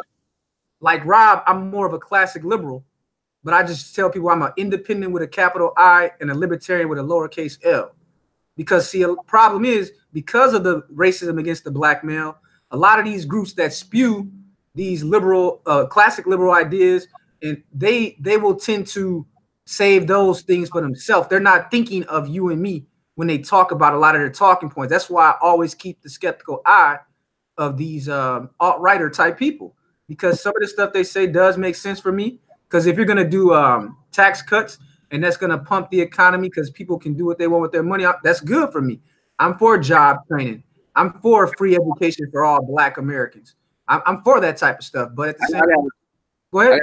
I got a question for y'all. Like, I always call myself a so-called conservative. I put the so-called in front of it just because I be letting people know. Well, I understand like libertarians are considered somewhat in the middle, but I remember a time when libertarians was flooded with people that was pretty much leftist, like masquerading as libertarians. So like with the conservatives, when I tell them like, hey, it's some things that I'm liberal on, like, I'm kind of indifferent to reproductive rights. I always get petty with it. I say I want equal reproductive rights for men and women, just so I could piss off feminists. But a lot of times they don't get the joke, but then when they be like, oh, so you want men to be able to kill their babies? I'm like, actually, exactly. No, but I'm saying if one person could do it, let the other person do it.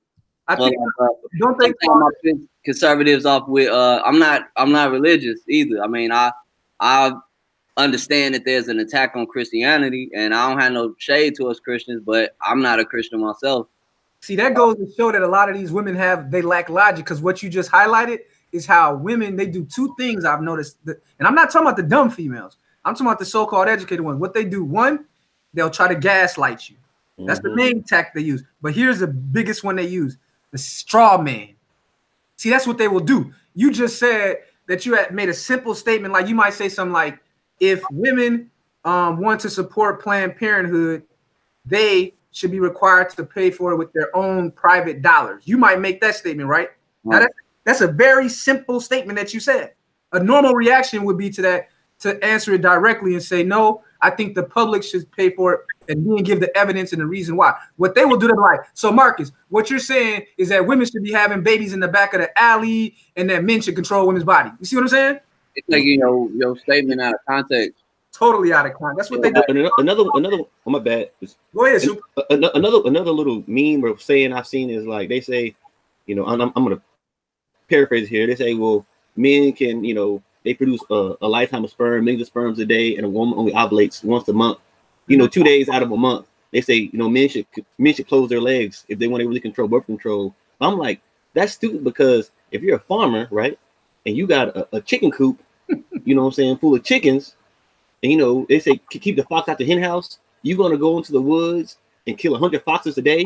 Or are you just going to go secure your chicken coop to make sure no foxes get in? Like, honestly, bro, I think that they can't help but to be extreme because they don't have a strong basis in logic. Yeah, they just, I'm learning that.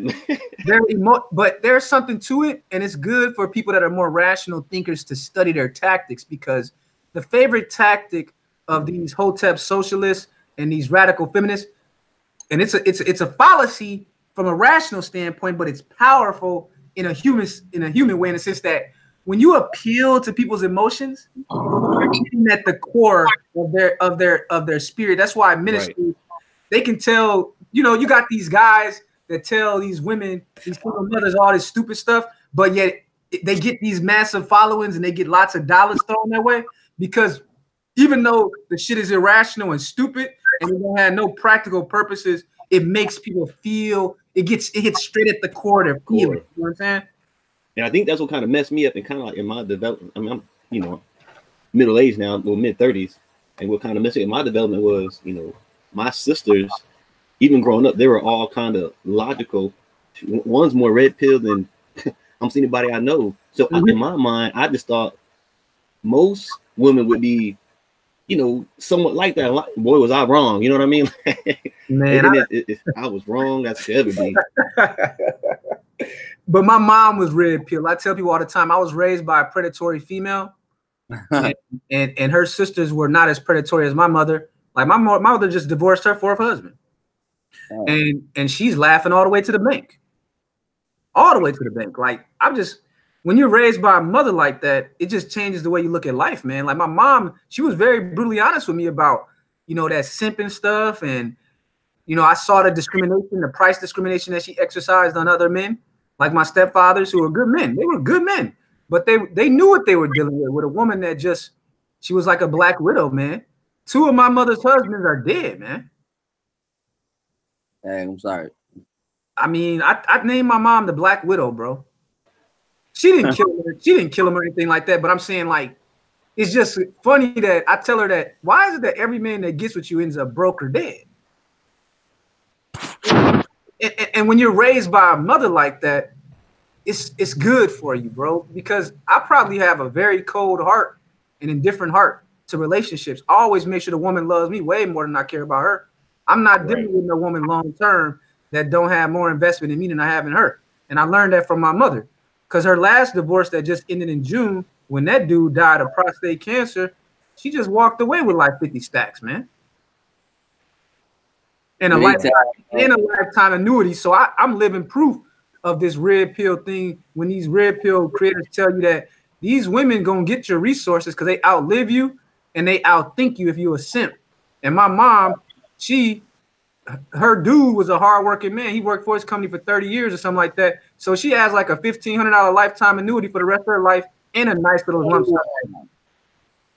So I don't think you guys want to be like them dudes. Don't be like them dudes, man. Oh no longer, man.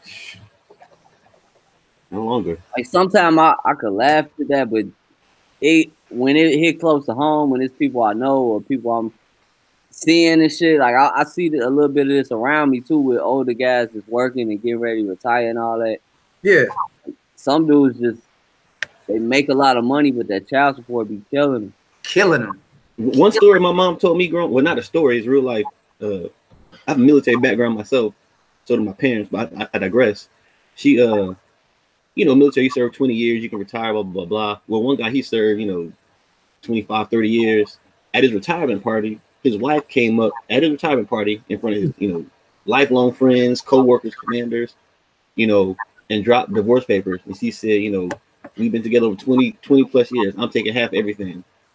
I mean, just like that, man. And it didn't, I heard the story when I was younger, but it didn't really resonate with me until recently, till I've been through my issues and my situation. So now it's like, I can't unsee red pill.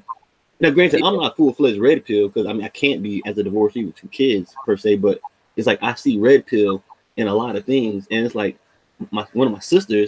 It's like it's almost like living with O'Shea in a sense. Like, you know, she like you didn't know this, you didn't know that. So it's like I've gotten a pretty good education these past couple of years that I never received. So yeah, I mean it's definitely one of those things where I'm not surprised you said that happened, and that's beyond cold-blooded. But I've seen it too many times, man. I've seen it too many times. Like, I've seen the way that women exercise that price discrimination on certain kind of class of guys. And then the ones like the one you just described, man, they will cut his testicles off in front of his own mama. They don't care. They don't care. And this ain't to bash women. I'm not bashing women. And reason it's to highlight the. Hold on. Let me mute. I need to cut you off. Yeah, you still there? King Sigma. Oh, I'm here. Oh, I don't know. Is Brandon? I mean, Robert there. I don't know if it sounded like somebody got cut off. Well, I started to speak, but I didn't want to like take. I wanted to, you know, let's give the floor to somebody else. I was just kind of backing up what you were saying because I think my experience. Me and my mom have a great relationship. You know, she kicks me money whenever I need it. I thank her for the way that she educated me, man, because it's like. She showed me such a dark side of female nature at a young age that I know the kind of women to look out for, and I know the ones to keep on my side. But some men, they kind of feel like, man, that's cold-blooded. But when you're raised like that, you don't really see it that way. You just see it as like, that's normal. So by the time I got to college and I met all these college girls coming from the suburbs, coming from these upper-class families, I was just a born killer, natural born killer on that campus, man. Natural born killer when it comes to female. I want to ask y'all something, like, since we kind of on that topic. What are y'all thoughts on this Candace, Owens, and Kanye West war or whatever? Because I kind of I saw a red pill story all over that in terms of how quick he jumped saying, you know, I like how Candace Owens think, and then next thing you know, they kicking it everywhere, and he taking her to Uganda, and now after she pulled this move, he said he gonna fall back from politics, but you see what he doing now. Was y'all able to see that coming, or do y'all think maybe it was a misunderstanding? Maybe both of them are responsible. I read the comment, but you know, from the standpoint when you talk about Kanye West, that always is like a red flag for me because I listen to what people say, and I remember. I don't know if you guys remember, but you got to look at the whole timeline of the last 2 years in Kanye West's behavior and a lot of what he's been doing. Has nothing to do with his support for Donald Trump in my mind. Do you guys remember like last year when he had that little meltdown and he was all up on TMZ and all that? I remember when wait, you said last year or 2016? Nah, 2016 is when they put him in the mental hospital. I was gonna get to that, but yeah. You talking about the slavery, like, you know, the yeah. When that thing popped that was earlier this year. Okay, well, the media only showed a snippet of what really went down.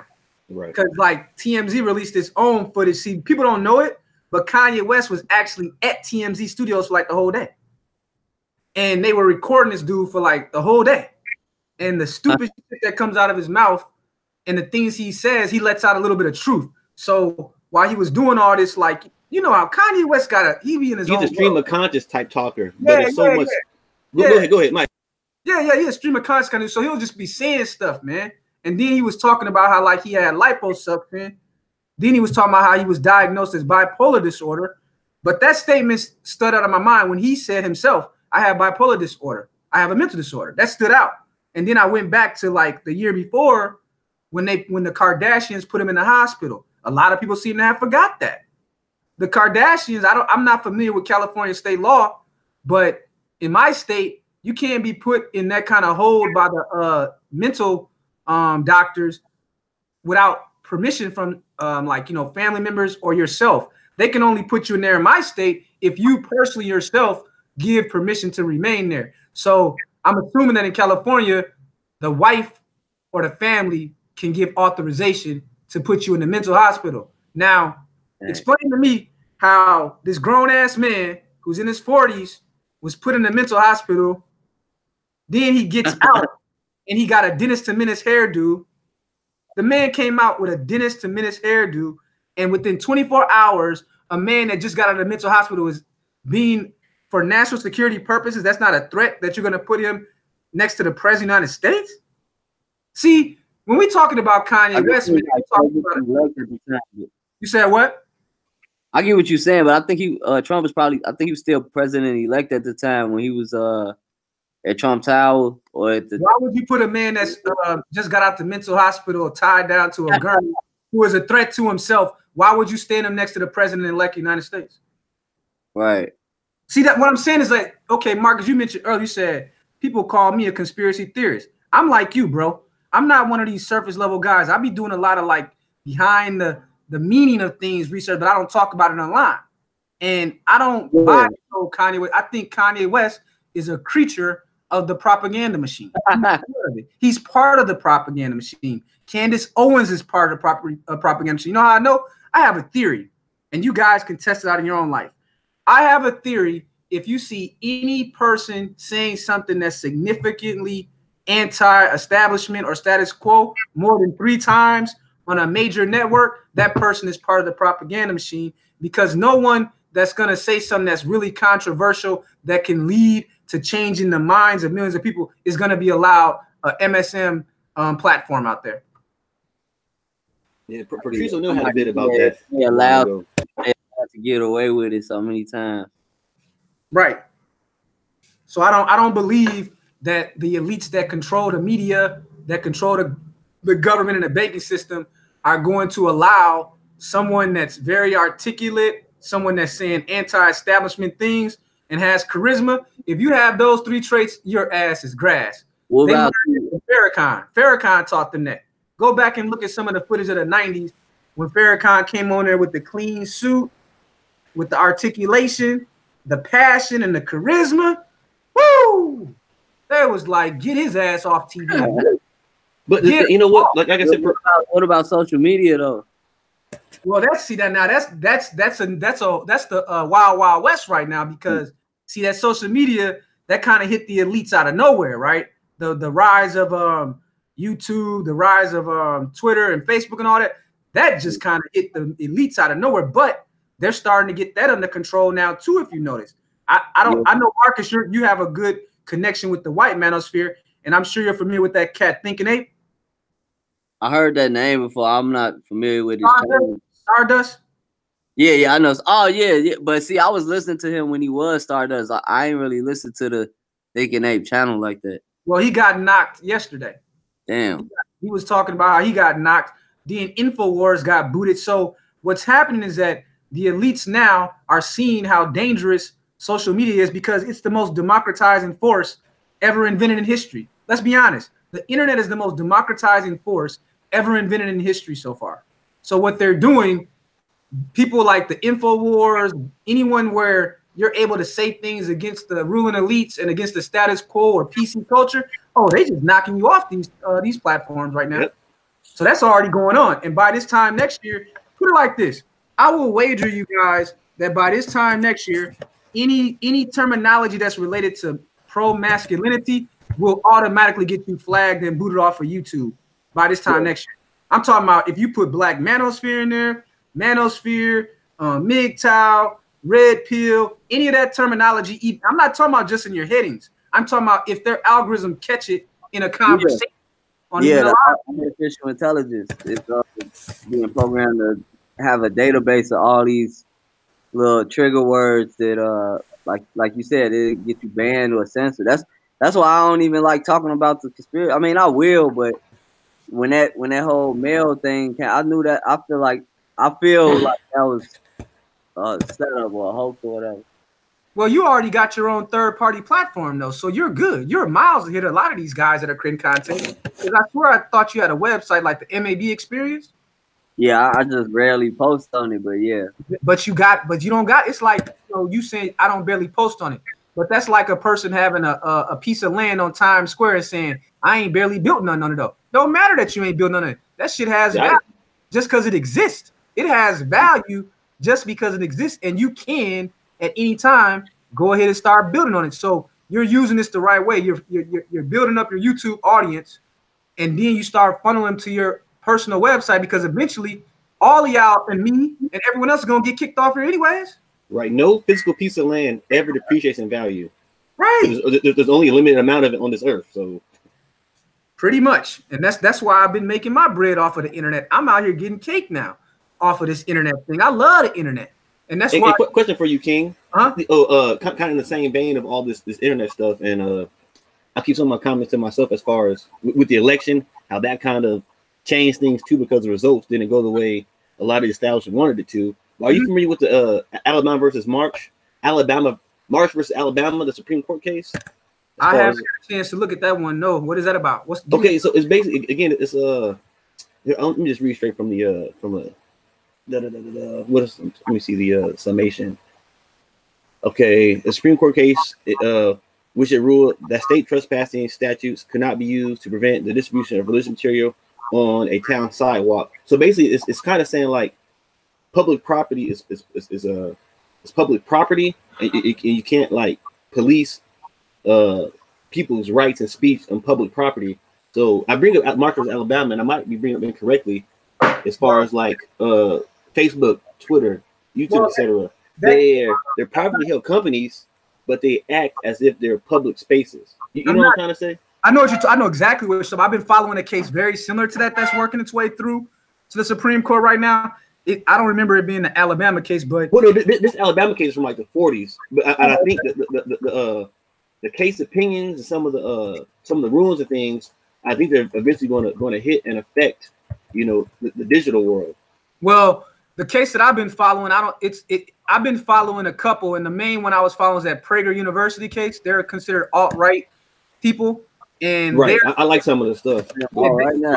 Prager University has started its own lawsuit against Facebook, Twitter, and these different social media platforms. So there's a couple cases right now that are at the district court level that in the next year or two will make their way up to the Supreme Court. And ultimately the question will become, can social media platforms, which are considered private platforms, censor the speech of millions and millions of people? So the question the Supreme Court would have to answer is that, are these social media platforms, have they become so large that they are public utilities, or is it just on the basis that they reach so many people that they have a power that might be even stronger than any government in history, and the Supreme Court has to make the decision. Right now, these platforms are getting away with this censorship, but believe me, they're dealing with some powerful forces, because when you look at Alex Jones' InfoWars, from last time I checked, I think he damn near got a subscription base as large as CNN.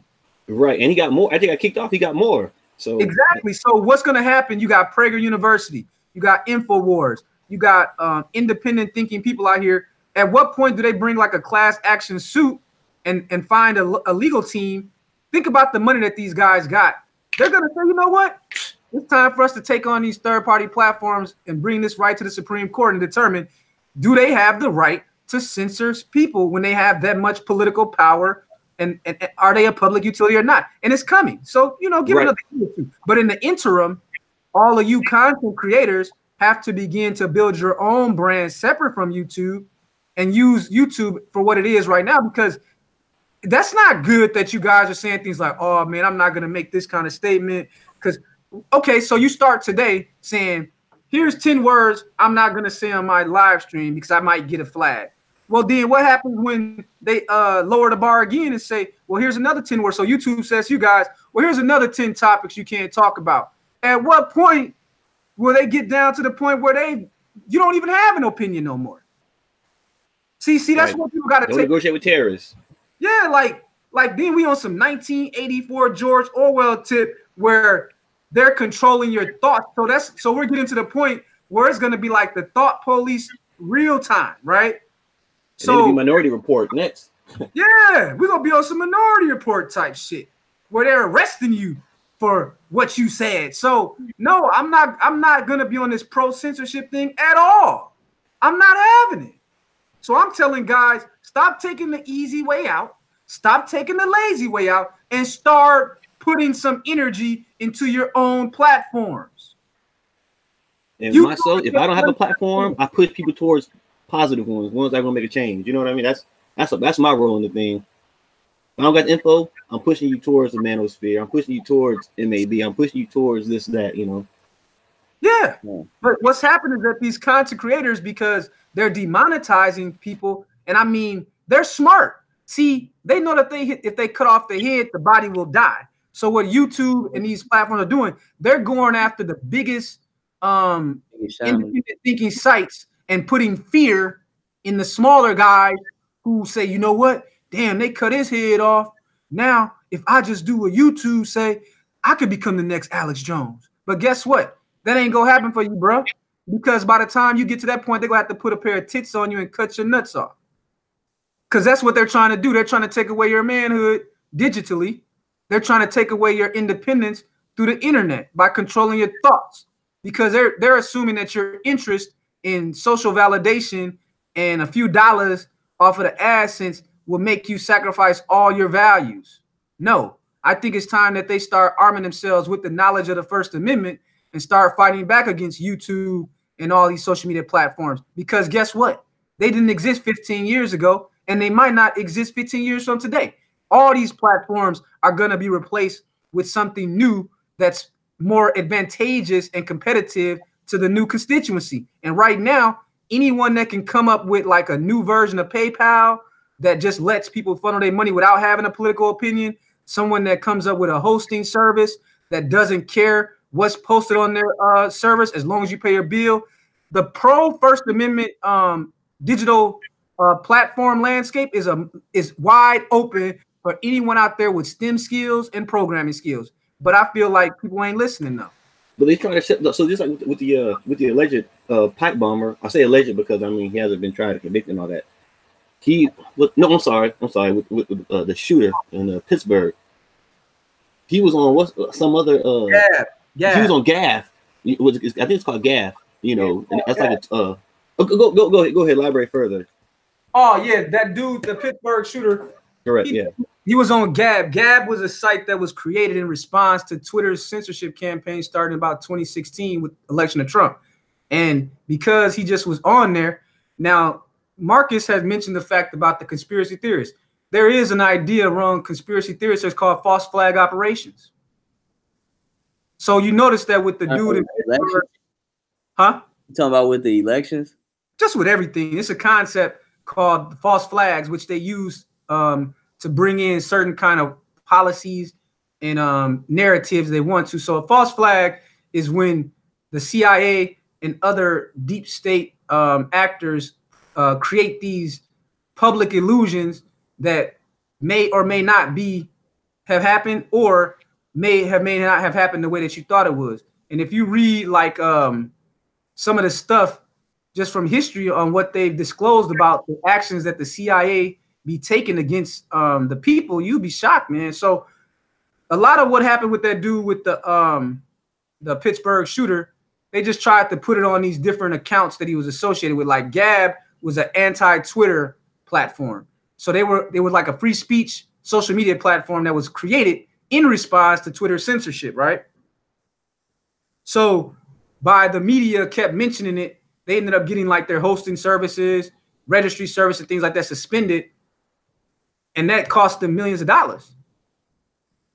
Yes, and the crazy thing is, I know to cut you off this one in a minute. And the crazy thing is, these tech companies, if it's litigated properly within the judicial system, these tech companies like Google, YouTube, and Facebook, they censor like non-leftist way of thinking, non-leftist employees, like James Damore. I might be saying his name wrong.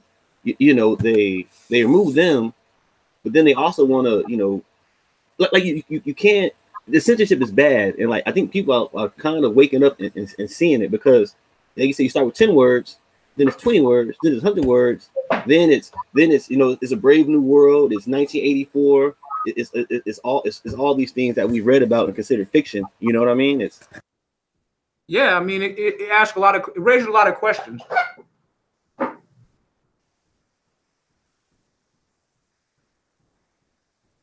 Yo. Yeah, one of the things. Oh no, I'm still here. My bad. I'm just mute because I go on a rambling spree, man. So I'm back on mute. Well, I think what you were referring to is a slippery slope. Because what happens is that not only is it what you say, but then you got to ask the other question: who gets to determine which words can be used and which words can't? Who? Is there an elected thought police bureau that gets to determine which words can be used and which can? I'm asking you. Oh, no, okay. I agree with the slippery slope because, like, now there's certain speech you shouldn't say. Like, you know, obviously fire in a crowded theater because we were all watching the movie. I yell fire. We're going to think there's a, you know what I mean? You're going to cause a problem. But if I say I don't like Marcus, I'm going to punch him in his face. I ain't never ran across Marcus, so I can't even. That's not even. Is it threatening speech? Yes, but they're just words, empty words. Now, if I'm a Hair Chicken and I see MAB and I'm gonna punch you in the face, and he take, you know what I'm saying, a ball of hot sauce and hit me in the head preemptively. Now, you know, that's on me. He's not wrong. So, but like, who to say what is threatening speech? What is hate speech? Like, there's no such thing as hate speech. There's a hate crime. Like, there's a reason why the Supreme Court, in their interpretations of those kind of things, have been very, very narrow in creating a special class of words that are not protected speech. See what I'm saying? But those things have been hotly contested through the courts over decades and decades. And there's a reason why there's classes of protected speech and unprotected speech, because that's the one right that protects all the other rights.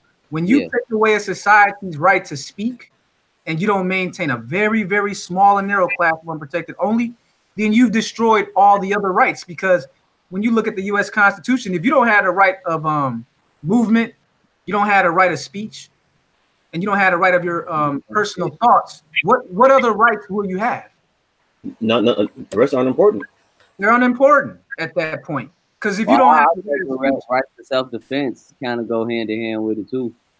But think about it. Okay, in terms of self-defense, the Second Amendment and all that, is that not important? That how are you going to maintain the Second Amendment if you don't have your First Amendment rights to protest against people that want to take away your gun rights? You got to be able to tell them, get the fuck on. Yes, you got to have that right to protest for or against something. And see, what I've noticed is that because a lot of these people that when they're against something, they don't care about the other side. So it's like, well, I'm right and you're wrong, so I'm going to empower my right to take away your rights. You know what I'm saying? I don't like white supremacists. I don't like these people, but they have a right to say what they're going to say as long as it's not a direct threat to my existence. You see what I'm saying? You're right. And kind of in a broader sense, that's why the whole Kavanaugh hearing debacle was so important and so impactful, because if you're going to take a federal judge, you know, the second highest court in the land, guy's been vetted by the FBI 6 times. If you could try to railroad him on some frivolous little, and I don't know what happened. I wasn't there, but if based on what we presented, if you can railroad somebody like that, you know, in such a public way, you can railroad anybody for anything. You know, granted, that's been happening, you know, in certain communities for a while, but it's to be so blatant and brazen about it. If you're a black man and you caping for that whore that did that to Kavanaugh, you need to just go ahead and that I got motherfuckers doing that to me on Facebook right now, and I'm just looking at their ass like I don't even have words for them, G. Okay. Well, Marcus, I got words for you. I'll give you an assist. The next time they say that to you, send them the story of Emmett Till. I did that already. I did that. And they don't want to hear it. And what did they say to the fact that the white woman on her deathbed a year ago admitted that it was all a fucking lie? I'm about to go find that post and bring it up. Find the post. Post her confession on her deathbed. It was in the New York Times. It's easy to find. The woman that accused Emmett Till, she admitted that it was all a damn lie. So for me, as a black man, I always come at it from the angle of, see, they gonna go after these white people at first, but we know our history and what they've done to us. A white woman could just say, hey, he looked at me wrong and your ass was in trouble. Black Wall Street was burned to the ground, and thousands of black people were murdered by the state and the federal government on the words that a black boy touched a white woman's ass in the elevator, even though it was proven that he was the operator in the elevator and he just bumped her because the fucking elevator, you know how like an elevator was sometimes will jerk? So he's in the elevator, and at that time they had what they call elevator guys or whatnot, and they had to do it manually, and it jerked, and he bumped against her, and that one bump ended up leading to the murdering of thousands and thousands of black people just 100 years ago. Okay, so it's because we black-skinned people in America lose context of what has happened to us that they get caught up in this stupid stuff like that whole Kavanaugh witch hunt. If you a black man and you out here caping for that, you're gonna get your wake-up call too, though. Because believe you me, if you're a heterosexual man, I promise you that it's almost guaranteed by the time you reach 35 that you've had sex with at least one woman who you were drinking with, and it was consent, but you had a drink like maybe when you was 18 with her. That's what happened with Kavanaugh. This man was 18, and he had a drink with a girl 40 years ago. And she was there at the party getting drunk with him, and then he just said, hey, he raped me. No evidence, no witnesses, but I'm supposed to take a 40-year-old charge where you can't even be convicted criminally. Seriously? And the same woman, when they asked her, are you going to try to file crime? She said, no, I've dropped. As soon as he got confirmed, she dropped all charges. All charges. Why is it that immediately when he got confirmed, she stopped her whole little campaign against him? If I want justice, I'm gonna seek justice no matter what. Yeah, you're gonna keep going just because. So she dropped it. So when it comes to that whole witch hunt, man, I'm not playing that game with these feminists, man. We see. Yeah. I only heard one side of the story in Hollywood. You got these women who they wanted to become famous. They laid down on that casting couch. You remember that chick Lapita? Weinstein. Yeah, why? Look at this clown, G. Like, I mean, because since I did the whole White House video, I got a bunch of new people following me, and so like a lot of them trolls and shit. So we talking about the situation y'all talking about Kavanaugh and the lady that made the false allegations. He say actually she did remember, but I'm the court of law. She didn't. I guess that means in the court of law she didn't. He said, I'm glad you find it funny that a woman was raped. It's funny. So I said, that's virtue signaling, MAB. That ain't nothing but virtue signaling. That's it. This is a guy who can't get laid, who I bet you, if you was to look to his comments towards female, he's saying things like, oh, what up, queen? You so beautiful. This is a guy who can't get laid, and he's doing the same thing that Aziz Ansari was doing, and that male feminist thing. And even though we've seen over the last 24 months, all these dudes that talk that male feminism thing, almost all of them end up getting a rape case eventually. Almost all of them. They think by caping for women, they're going to be exempt from the same treatment.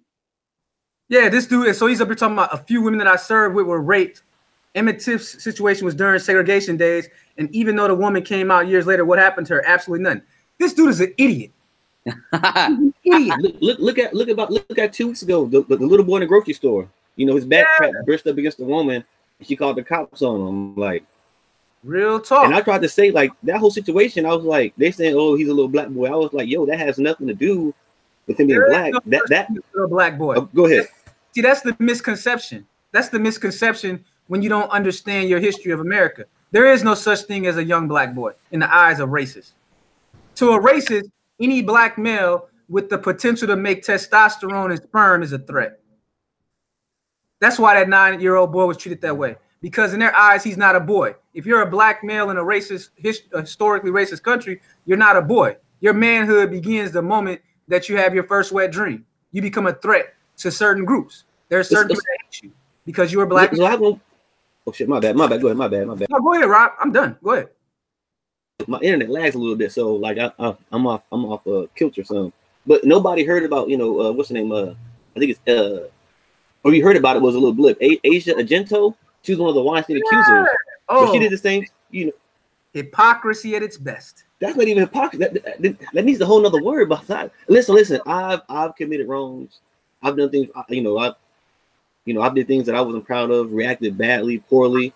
But my thing is like, I don't think I've ever, I won't say ever, and the things that are considered big wrongs, I didn't intend, I wasn't intentional, I didn't plan on wronging others. You know what I mean? Yeah, I know. Like, this Asian Gento thing is like, this is wild to me, man. Like but that's not making as much hit. That's why I think Weinstein's going to beat some of these cases. Oh, he's already beat one. They already dropped one charge, but that whole thing with Argento is hilarious. Here's a woman who may have potentially been the reason why Anthony Bourdain committed suicide because she was cheating on him.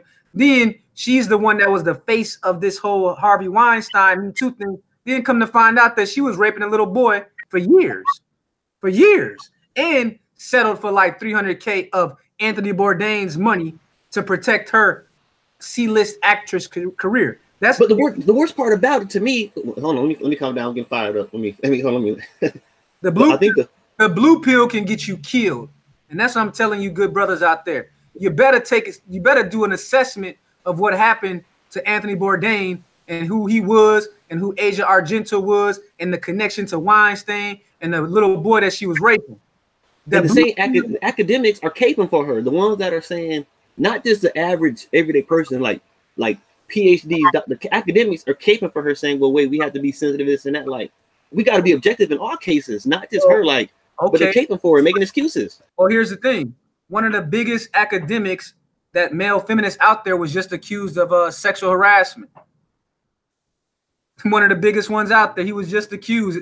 He's from like Berkeley or somewhere. He's one of the biggest names, white man, male feminist, and he just got caught up. And he's been like one of these dudes at the front lines of, you got to believe her. A princess wouldn't lie. And then he just got accused by a bunch of women that he was in charge of their doctoral papers. And they just accused him of different forms of sexual harassment.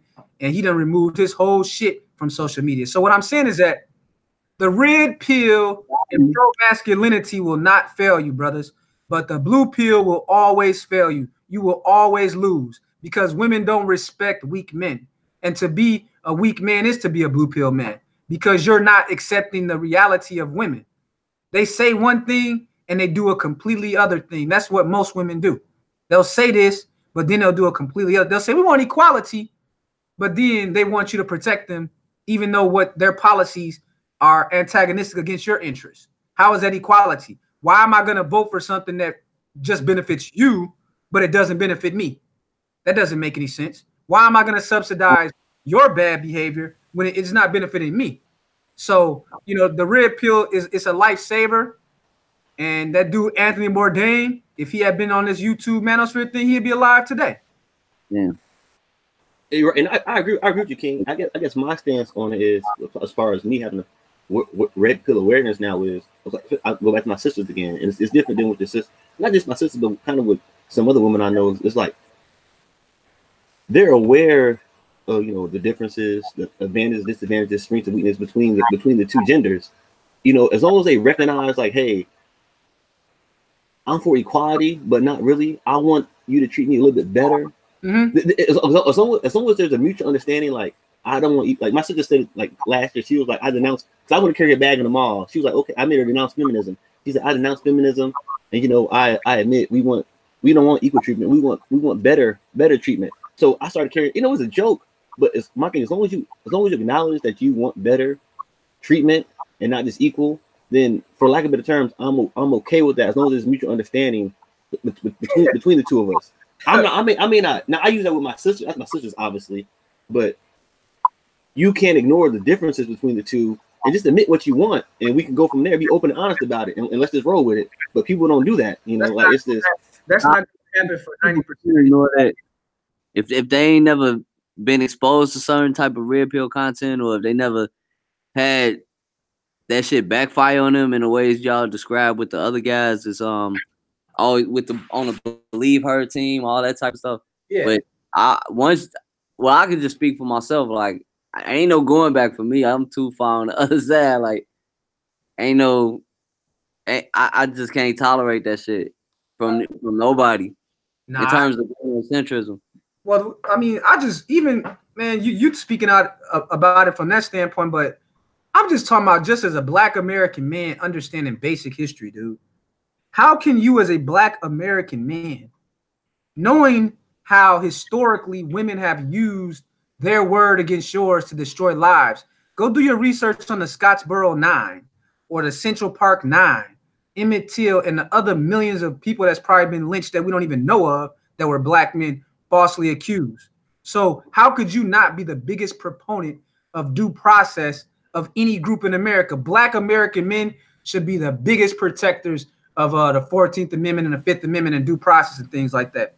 Nobody should be bigger protectors of that. We've dropped the cultural ball. And that's what that whole thing I was talking about earlier with you, Marcus, was about, is that there's been this discussion about who's most responsible for the current condition of Black America since the civil rights movement. Is it the baby boomers? Is it the Gen Xers? Or is it the millennials?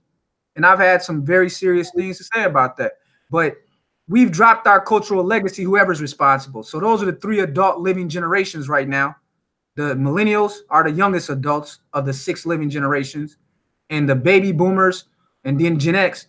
Everyone else is like this, that's older, is like over 75. They're on their deathbed. So the prime age adults are millennials being the youngest, and the remaining baby boomers that are just about at retirement. So the question just becomes, who is the most responsible for this rise of the Black redneck culture, replacing studiousness, pragmatism, and things like that, that was our cultural legacy in 1964, 1965. How the hell did we get here, man? And that's a question I'm gonna keep asking. Somehow the millennials say, well, it's the Gen Xers and the boomers, and I definitely support that with the evidence. The Gen Xers say it was the boomers. Then the boomers say no, it was the Gen Xers. So it's something that we got to discuss, because we've somehow forgotten our history, because we support things that are antithetical to our own self-interest, like the open borders, the believe her word. These are all things that no Black man with self-respect should be supporting. They're blatantly against us. Like, yeah, not even, you even got to think like 2 layers into it. It's just on the surface, it's bad. But we don't think. I don't understand. We're the only race where the Black women are being put forward as the representatives of Black people in general. And at the same time, hold on, King, it's crazy. Again, I'm not against anybody per se, but at the same time, what you're saying, they're being put about the front, and then our communities be compared to these other communities that are doing much better. But it's like, but they're patriarchal, and the patriarchy, you know, he leads, protects, provides. Like, I don't understand. I can't even explain it, because like it don't even make sense. Like, that's what they're doing better, because they're kind of working and designing what it's supposed to work. Like, why would any Black man vote for a feminist? Why? Only if they convinced that whoever they running against is racist. Like, I think a lot of people get baited out of thinking for themselves with the race card. But these liberals are just as racist as any other group, though. So that can't be the only standard, because if you're coming from that Hotep angle of racism, then you have to stick to the Hotep argument that if a white person can be racist, you suspect that they are racist. That's the Hotep argument. I don't know if it's true or not, but the argument that they make is that if a white person can be racist, I should suspect them of being racist. So if you're applying that standard as your guiding light, then your thought is that even if it's a white person that's saying that they're a Democrat, then I have to suspect them of being a racist as well. Look at the parents of the movie Get Out. It was fictional, but they said I would have voted for Obama a 3rd time. You know what I mean? Like, it's. Mm-hmm. Go ahead, Rob. What's that? No. I'll just, you know, kind of piggyback what you were saying. Like, I know, granted, Get Out was a fictional, you know, it's a fictional movie, but that mindset of the parents, you know, they were, you know, academics, you know, intelligent, you know, left-leaning Obama supporters. They said I would have voted for Obama a 3rd time if I could, but in the meantime, look what they're doing. You know what I'm saying? Like, it's. I don't know, man. Like I said, I think that we're just in this state in 2018 as we close this year, man. I just think that we're a very fractured nation. We're a very confused nation, very polarized. And I think all the data is showing that. And that's why I'm really excited to see what the outcome of these midterms is. I've heard the blue wave hype. I'm not buying it, but we're going to see next week what's real and what's not, man. I've heard about the impeach Trump. I've heard all this nonsense.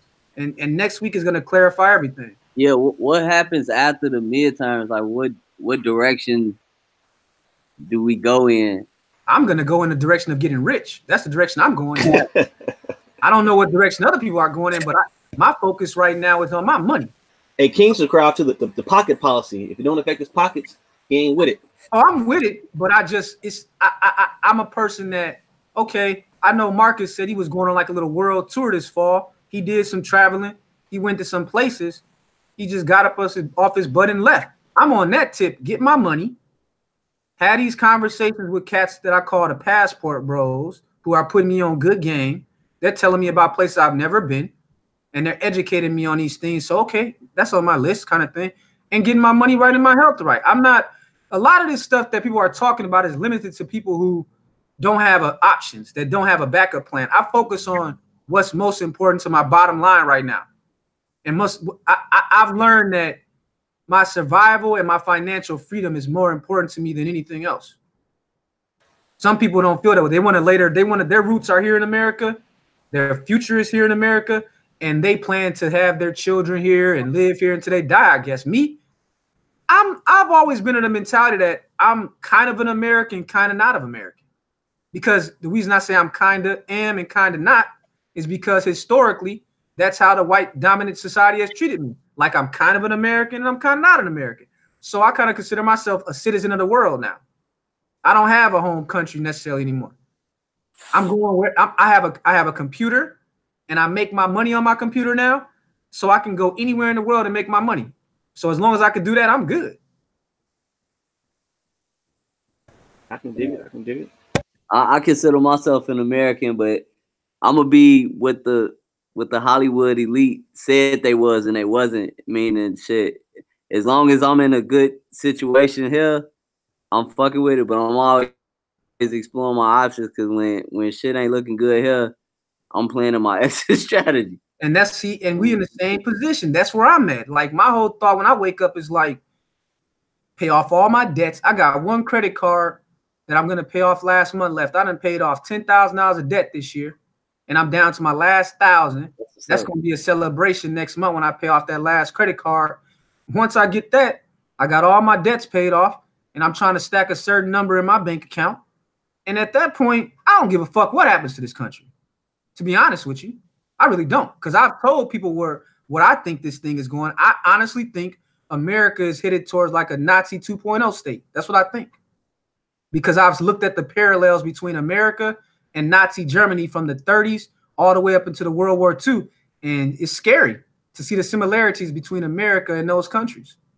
See, a lot of this whole Republican thing and all these flag waving cats ain't paying attention to the stuff like the debt. We're not talking about how America has like a $23 trillion debt, man.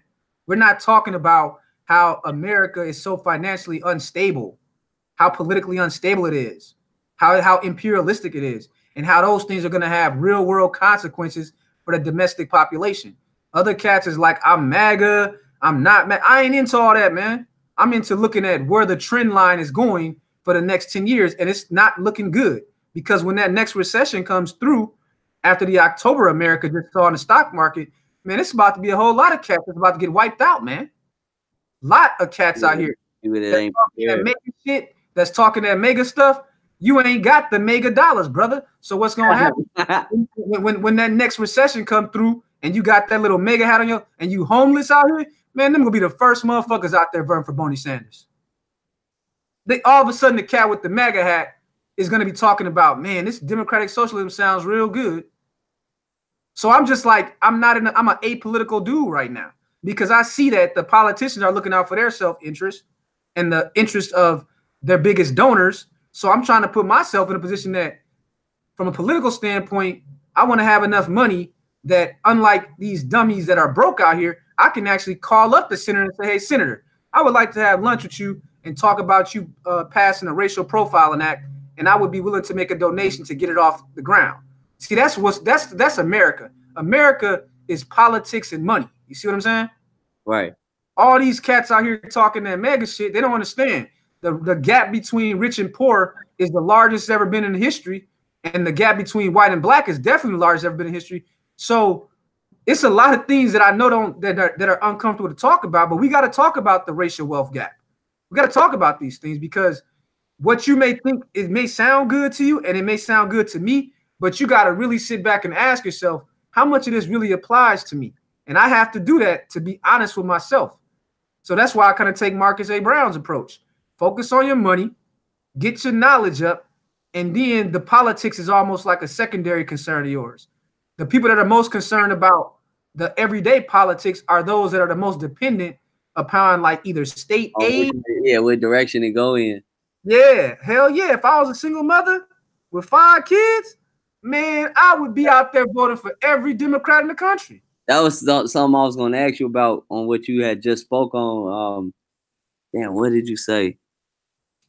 It'll probably come back to me, but in terms of, oh yeah, the white and black gender gap, like, would you attribute some of that to either life decisions or the whole matriarchy thing? Because I'll be trying to figure out like how many brothers. I'm trying to figure out. See, I'm like, I know white people they getting took to the cleanest too with in terms of divorce and children out of wedlock and all that, but I see that as being like one of the biggest burdens in the hood. Because I ain't rich either. I be telling people all the time, like, only thing really keeping me afloat is the problems I don't have. Well, when it comes to like what's responsible for that wealth gap, there's no one variable. There's a lot of variables, but I know that the variables in your control are the ones you should be most concerned with. And I think the biggest variable for the wealth gap is the cultural degeneration of Black Americans. I think it's a cultural problem more than it is anything else. Of course. See, I'm not one of these dudes that's going to be out here like, oh, white racism doesn't exist. Because I asked the person that says that white supremacy doesn't exist, then you point to me the year that it stopped existing. Because we damn sure knew it existed up until 1965, for sure. It's no question about it. It's undisputed that it existed publicly and in everyone's face up to 1965. So please, between 1965 and 2018, you point to me the year that white supremacy disappeared and flew to Mars. Point to it. But oh, my bad. Go ahead. But I was going to say that element is out of my control. I focus on the variables that I can control. Black Americans themselves can control their mating behavior. Facts. Black Americans themselves can control the kind of work ethic that they put into their children. Facts. I personally can control what I'm going to do as far as my own self-improvement within the system that I'm in. That's a fact as well. So when I woke up this morning and I decided that I was going to come on here, the white supremacists didn't put a gun to my head and tell me, don't go in there and talk to MAB now. Or I'm about to go to the gym, I'm going to get off here. The white supremacist is not out there telling me, sit your fat ass down and eat that Twinkie. Don't go to that gym today. You see what I'm saying? Right. When I get back from there, I got a book on called The Road to Serfdom by Frederick Hayek that I'm going to start reading. The white supremacists actually opened up the library so I can go check out that book for free without paying for it. In none of those situations did the white supremacists bar me from doing those things. So that's how I look at it. There's things that damn well that there's racism, but there's a whole lot of wiggle room if you decide to exercise your rights. So I don't use that as a crutch because there's racist white people out there. There's also some people that are not racist out there that are keeping these public libraries open, that are fighting for free education, that are fighting for healthcare and things like that. So what's your excuse then? What's your excuse because you want to destroy your own life? What's your excuse because you would rather sit up there and watch reality TV eating Doritos? That's on you. That's not on no one else. That's a cultural failing. Tonight, there's 100,000 women out here that are going to get pregnant tonight, that are going to go get high, get drunk, and get fucked. And they're all going to be either at an abortion clinic in 3 months or having someone's kid without a father in 9 months. That don't got nothing to do with no fucking white supremacy. That has something to do with cultural failings, man. Correct. Hey, I agree with you on that. And I mean, I agree with you on the white supremacist, or not white supremacy, but racism.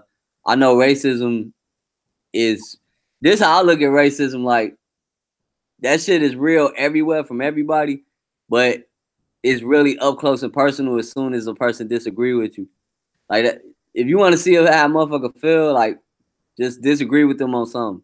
And you will find out real quick how friendly they are, how whatever they say, I'm proud of you for doing what you do for your people. All man, let you say some shit that strike a nerve with them, you're gonna be every nigga, every name in the book.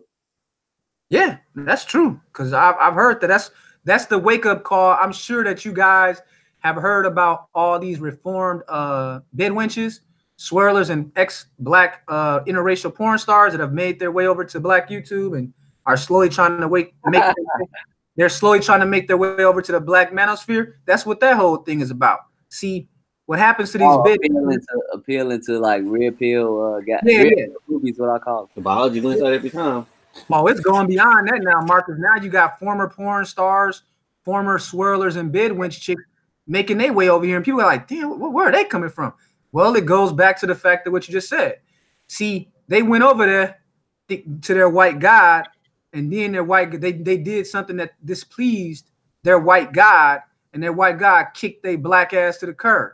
You know? And then you got cats over here that see a worn out big booty and a smile, and they getting excited that being the white man's cleanup man. See what I'm saying? And that's what happens to them, is that they found out they disagree with that white man, and they went against his rule, and he kicked their ass to the curb. And now all of a sudden, I just find, do you not find that ironic that women that was just a couple months prior on their knees, taking it in every hole for the white man, all of a sudden it ends up over here. Now they got the black fist raised, they got the dashiki, and they got that hotep sekel across their chest. They telling niggas to stop traveling and stuff. Man, that's why I say that these are not my people, bro. I'm on some other shit, man. I'm really on something different, dude. I want to see the black redneck culture completely obliterated and replaced by a healthy culture of black men and women who are fit for this new technology age that we're entering into, where they merge humans with AI. And it's gonna be a lot of people that get left behind moving forward, bro. And I think that they're afraid, and that's one of the reasons why when they see the thinking black man that's free, they're trying so hard to keep him with them, because they're like, man, that might be their only hope. That might be their only life raft out of there, is if they can convince people like you and others to like concern themselves with what they're doing. And I unfortunately, being raised around black rednecks and by black rednecks, you can't sell me that hotep dream, because I was raised in it. And I know it's all bullshit. I got too many uncles that went to prison, read like 3 books, came back, couldn't get a job because they had a felony, and then they started talking all this community sharing of resources crap. I done seen it in my own family. So how you go sell a man who's had his own uncles and fathers and people like that have played that hotep card, and it don't mean nothing? How are you dumbass niggas on the internet that probably can't even read, just spouting out sound bites, gonna convince me to become a hotep socialist and help build your fake ass black Wakanda state? Ain't gonna happen. I'm so sick of these arguments, bro. How you a real political movement, but women that was just bowing to their white god are getting frontline VIP seats to your movement? How am I supposed to take that seriously? Yeah, no vetting process. No vetting process. Zero. And that's how they like it. They keep their standards low. I'm vetting you motherfuckers. I'm not associating myself with you if I'm not vetting you. I'm not saying they should be welcomed in to get the knowledge and to learning, but you shouldn't be on the poster.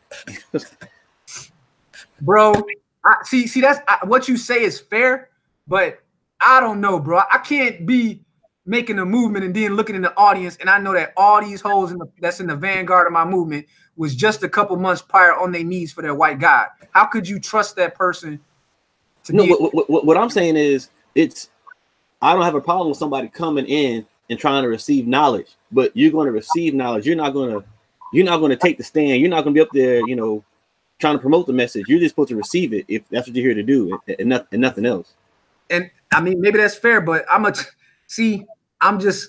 guess my whole thing is just, it's different, man. I have that approach that I read this story in Roman mythology. I don't know if it's real or not, but I read it once, and it was a story of this small army, man, that defeated this large Greek army. And one of the things that the general said to his army, because they were afraid, because they were outnumbered like 3 or 4 to 1, he said that, I've had all the generals burn our boats So you can't return home. Yeah. You're gonna fight to the death on this visitor's court, or you're gonna die.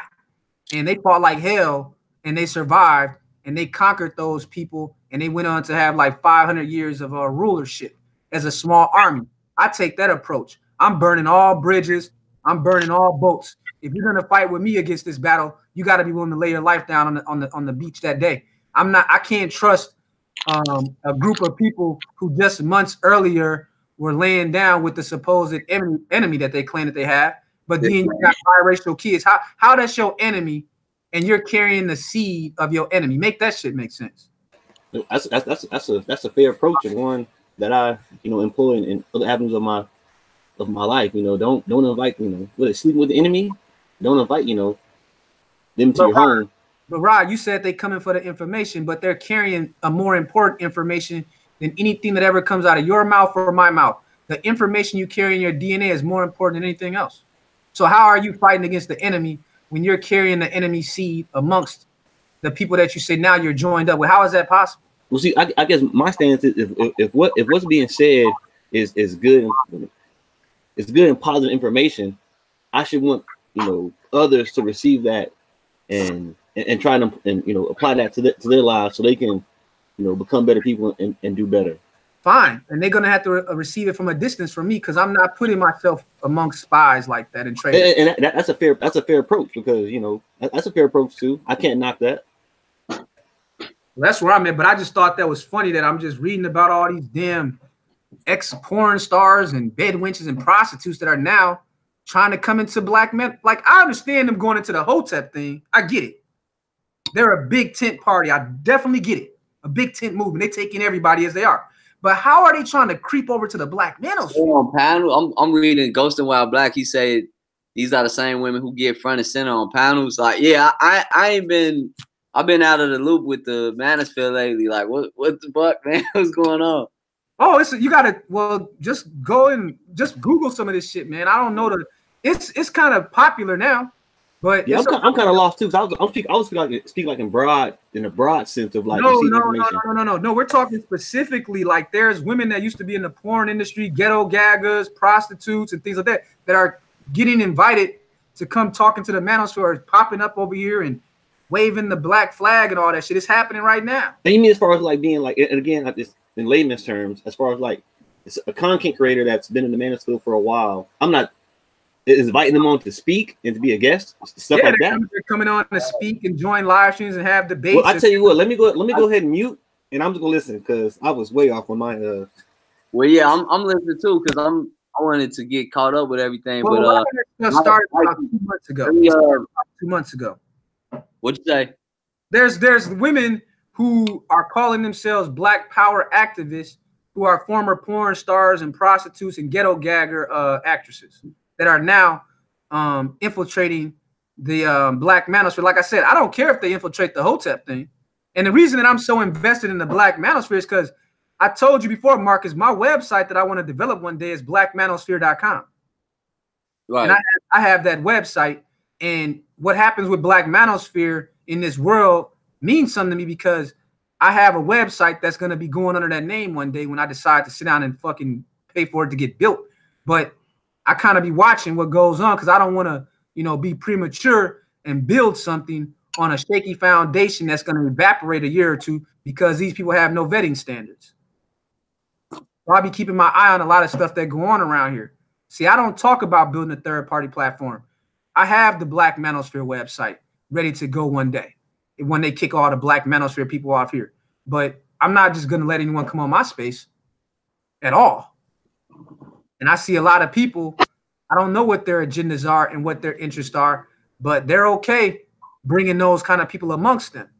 That's why I always say I'm SYBM to the fullest, because I truly believe in doing my own thing. I don't judge other men for what they do, but what you do is not going to impact what I'm doing, and I'm not going to allow it to impact what I'm doing, period.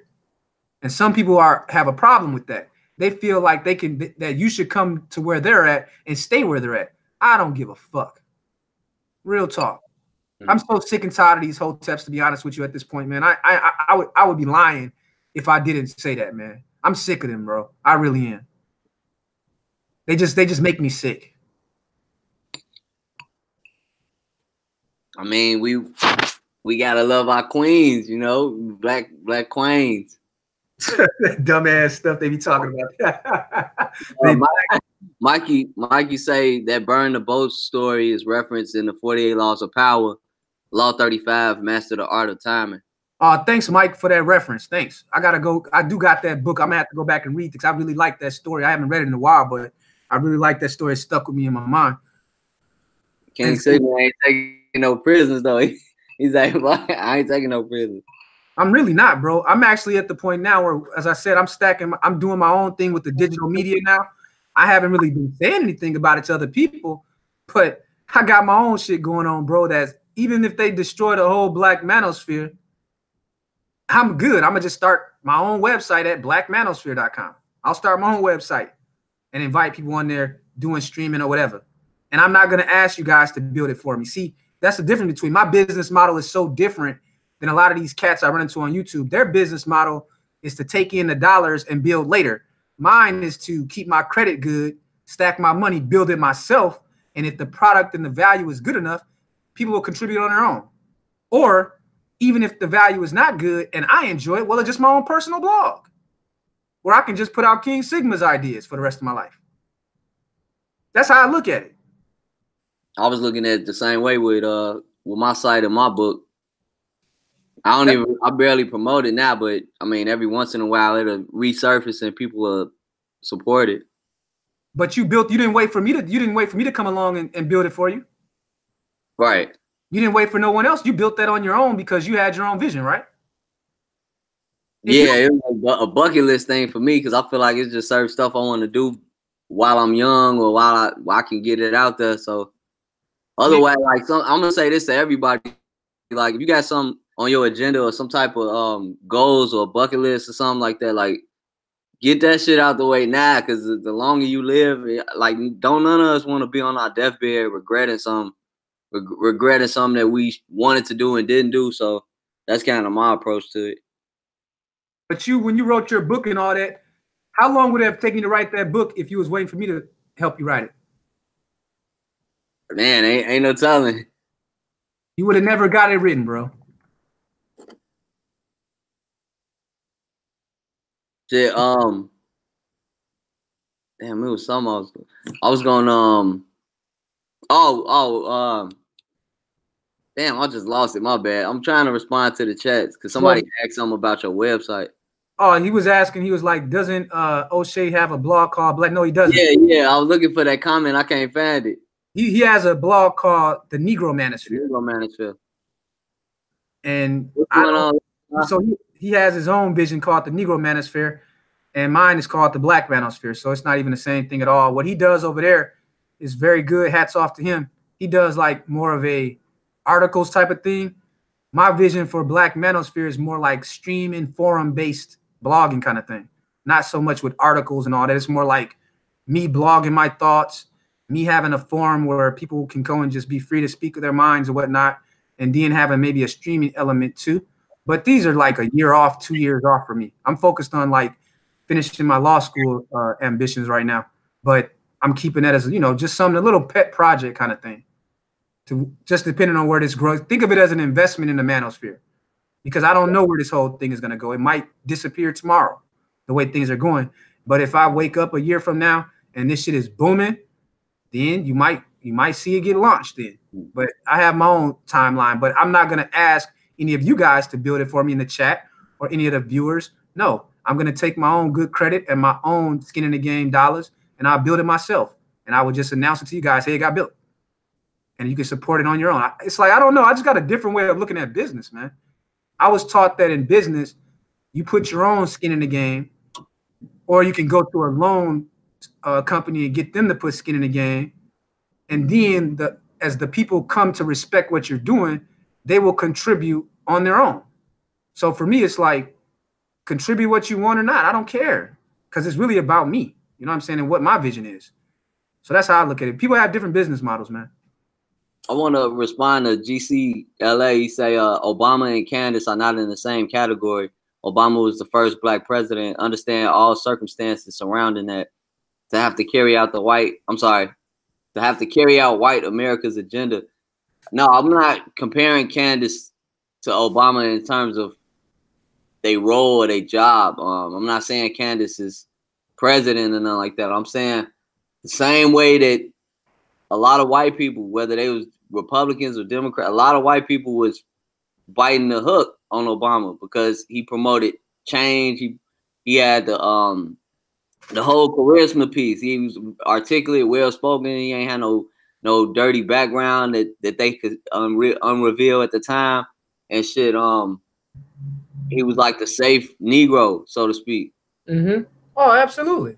But So I see the same with Candace Owens. You know, people are trying to simp for her and keep like they say, oh well, don't worry about if she finesse Kanye West. Like she's playing an important role in society. I'm like, okay, y'all gonna get finessed by her, just like y'all claim to hate Obama right now. And then a lot of times they do that for their own self-interest. I don't know if you want to call it white guilt or because they want to like prove they're not racist by voting for a black person or supporting a black female.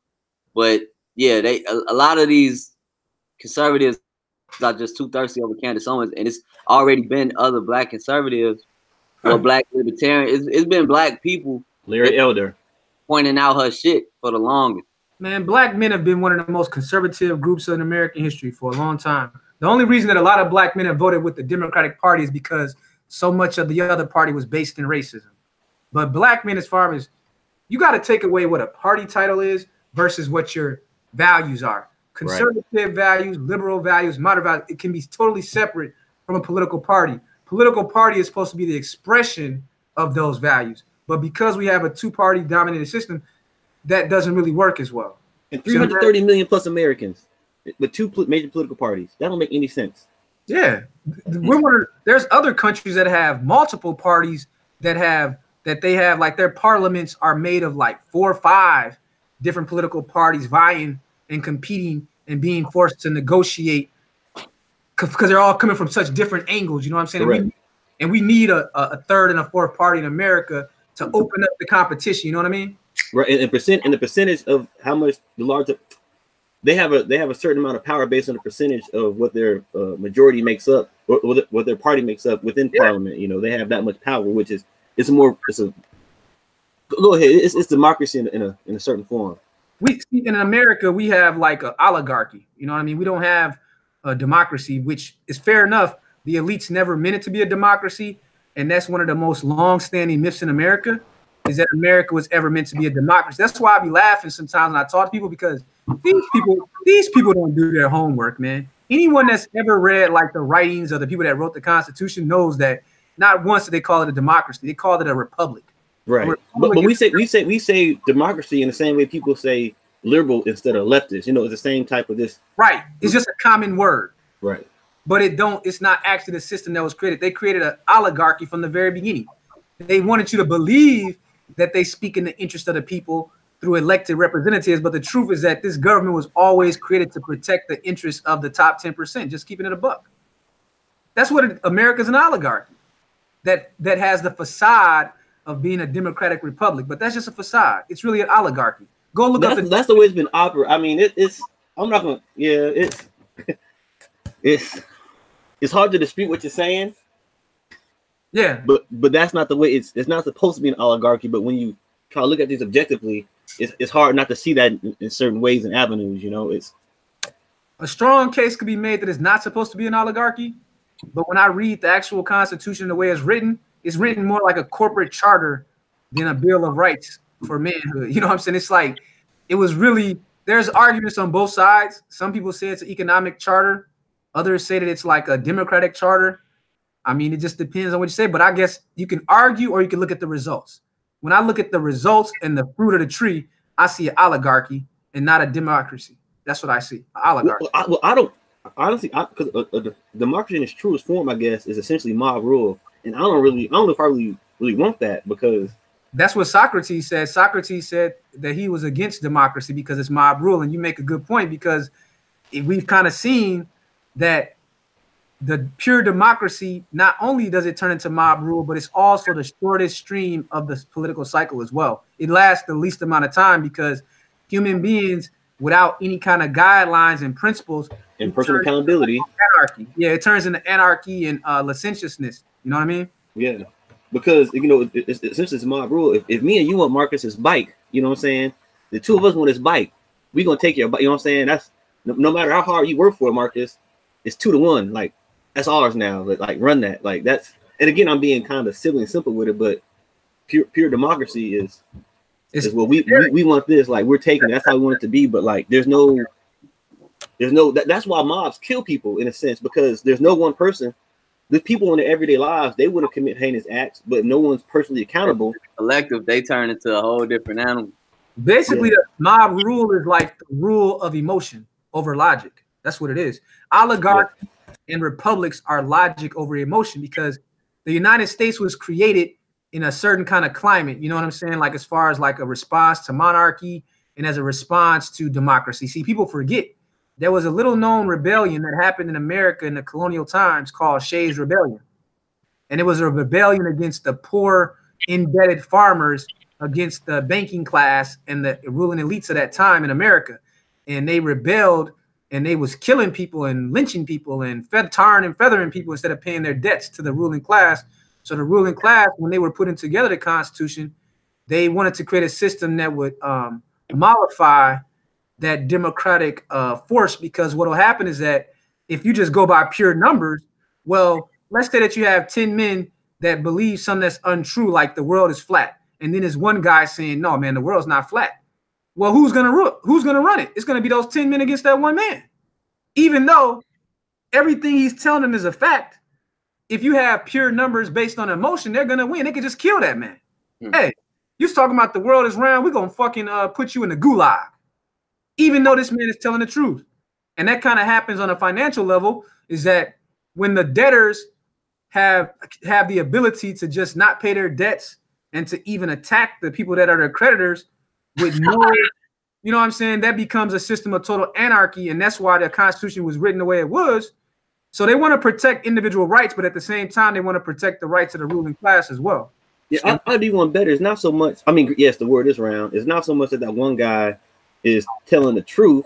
He's just expressing an idea that's different from the other 10, but they're not trying to hear it or objectively prove what he's saying. It's just, we're not get rid of him. Like, we don't want to think, you know, there's no logic behind it. And that's why I say mob rule is the rule of emotions, because that's, I mean, let's think about it. If you took away, let's look at that Kavanaugh situation we were talking about earlier.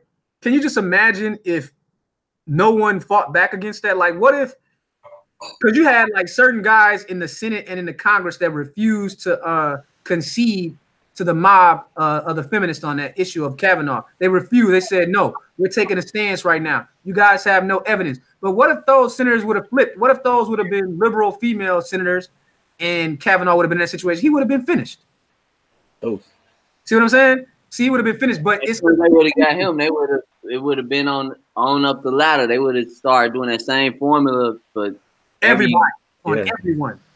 Because think about it, as a heterosexual man, can you say for sure that every time you ever had an interaction with a woman since she was like about 15, that she was 120% wanted to kiss you or wanted you to slap her ass? Can you 100% say that your entire life? I know I can, but I just had a little different upbringing. You know, I know I can, even if I ain't being biased about it. That's just because I live a little different life.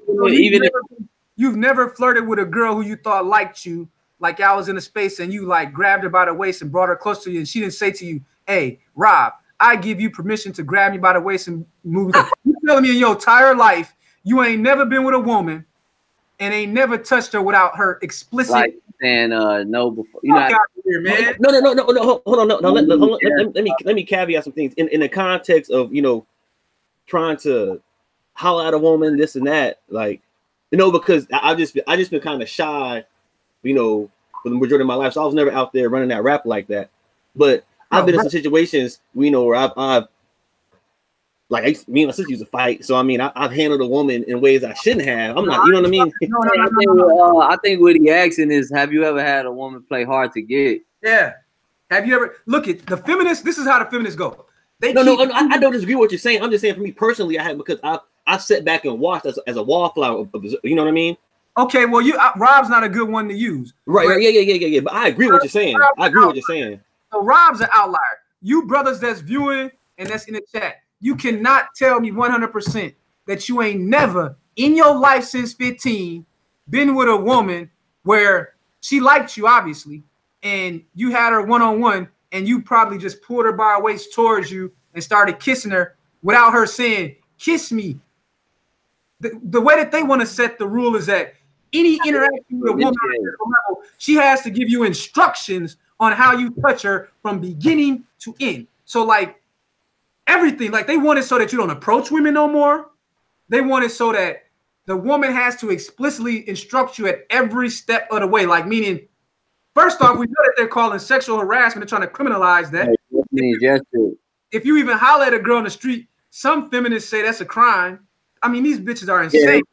There's company policies and rules. You can't look at a woman for more than 3 seconds. I forget which company it was. Like I was talking to NPR yesterday. You can't look at a woman for more than 3 seconds, or that's sexual harassment. Like that don't make any sense. Like we're co-workers. Like that's like lawsuit. But Rob, you say that, but do you know that many European countries are already legally a crime for you to holler at a woman on the street in some European countries? I already know. In Birmingham, look, I lived in England for 4 years. Birmingham is where first was Birmingham, I think. Is it Birmingham or Manchester? So yeah. Listen, just because I'm an outlier don't mean I don't agree with what you're saying. Let's not get it. You know what I mean? You're correct. Like, the way that if good men don't fight back against these misandries, man, we could be in a position like I'm telling you, dude, where they turn us all into like informal eunuchs, man. Right? They didn't fight back in mainland Europe. They didn't fight back in the British Isles. They didn't fight back in Australia. You know, they're not fighting back in Canada. And now we get somebody like Donald Trump in office here, and he just bucking all these worldwide trends. And he looks like he's crazy. He's wrong, but he's not. That boy Donald Trump got elected president. And he was on record saying, I grab bitches by the pussy, man. Like, for me, that's incredible. Like, yeah, he said it like decades ago, but yeah, I get what you're saying. The fact that what's even funnier is that they kept bringing it up. So it's like, even if we wanted to let that slide or go under the rug, like, by the media bringing that up constantly, trying to make them look bad, it's fracturing. It's putting people on different sides. Some people are like, oh, that's disgusting. That's horrible. And some motherfuckers is like, hey, that's why I like Donald Trump, because he just say what the fuck he needs to. But look, he said, if you're rich, they just let you do it. They allow it. What he was saying was back to having celebrity power. Like exactly. He called out desirability. He called out hypergamy. Yep. Yes, sir. See what happened? See, I'm in the third camp that says, you guys didn't hear the whole tape because he said they allow him. Yeah, they just let you do it. Because he's the boss, because he's the big man. That's what he said. He said these hoes want this casting couch because I'm a man of power. But the feminists didn't hear that. The male feminists didn't hear that. They heard what they wanted to hear. They heard that he did like he's some kind of sexual predator. So what I'm saying is that as men, I think it's our responsibility to leave a better legacy for our sons. Because if we don't stand up to these feminists and these white knights, man, can you imagine what your son 30 years is going to be dealing with if we let this continue? I mean, it's going to be horrible to be a man in America. It's going to be like being a slave, like a total utility drone. That's how I felt about if Hillary would have gotten office. That's why I couldn't vote for Hillary. The fact that Hillary was promoted so heavily, I refuse to vote for her, bro. I ain't voting for no feminist at all. At all. If you're a radical feminist, you're not getting my vote. And they're trying to push this biracial chick called Kamala Harris. She's a bid wench. So they're trying to push her now. So I guess she's the continuation of the scandal model. So you notice they've been kind of pushing in the media narrative, the interracial thing kind of heavily lately. And I think that their goal is to put someone like Kamala Harris against Donald Trump next year. I think that's what's going to happen. I think that she's going to be the candidate for the Democratic Party because she's a non-white woman, and then she's a bedwencher. So she's almost like an artificial white woman. And so she can get the white vote and the black female vote for sure. And then you know how some of these thirsty ass brothers out here are. Oh man, she kind of cute for an old bitch. I vote for her. Right, she checks a lot of boxes, but like we were saying earlier, at these midterms, let's say the Democrats let's say they win the House. Yeah, you know, then it's going to be a lot of jockeying for position because Nancy Pelosi, she's going to be the speaker again. But some people already said they're not going to, you know, push for her to be the speaker. So even if they do win the majority in the lower house, it's going to be a lot of friction, a lot of fighting, and a lot of things might come out that may not. This is my opinion, you know. So I'm not a big fan of Kamala Harris. I like she's better than Cory Booker, obviously, but you know, I'm not voting for Cory Booker. I'm not voting for Kamala Harris. None of them, man, because they're all identity politics. I'm not playing the identity politics game. Obama played the identity politics. I made one mistake in my life when I voted. I voted for a man because he had a skin tone similar to mine. One time. Yeah, that's wrong. I didn't make that same mistake in 2012, and I feel bad about it because it's kind of a reverse racism kind of thing. I voted for Barack Obama the first time because I saw a charismatic brown-skinned man for the first time in my life in that high-power position, and I really voted for him based on that.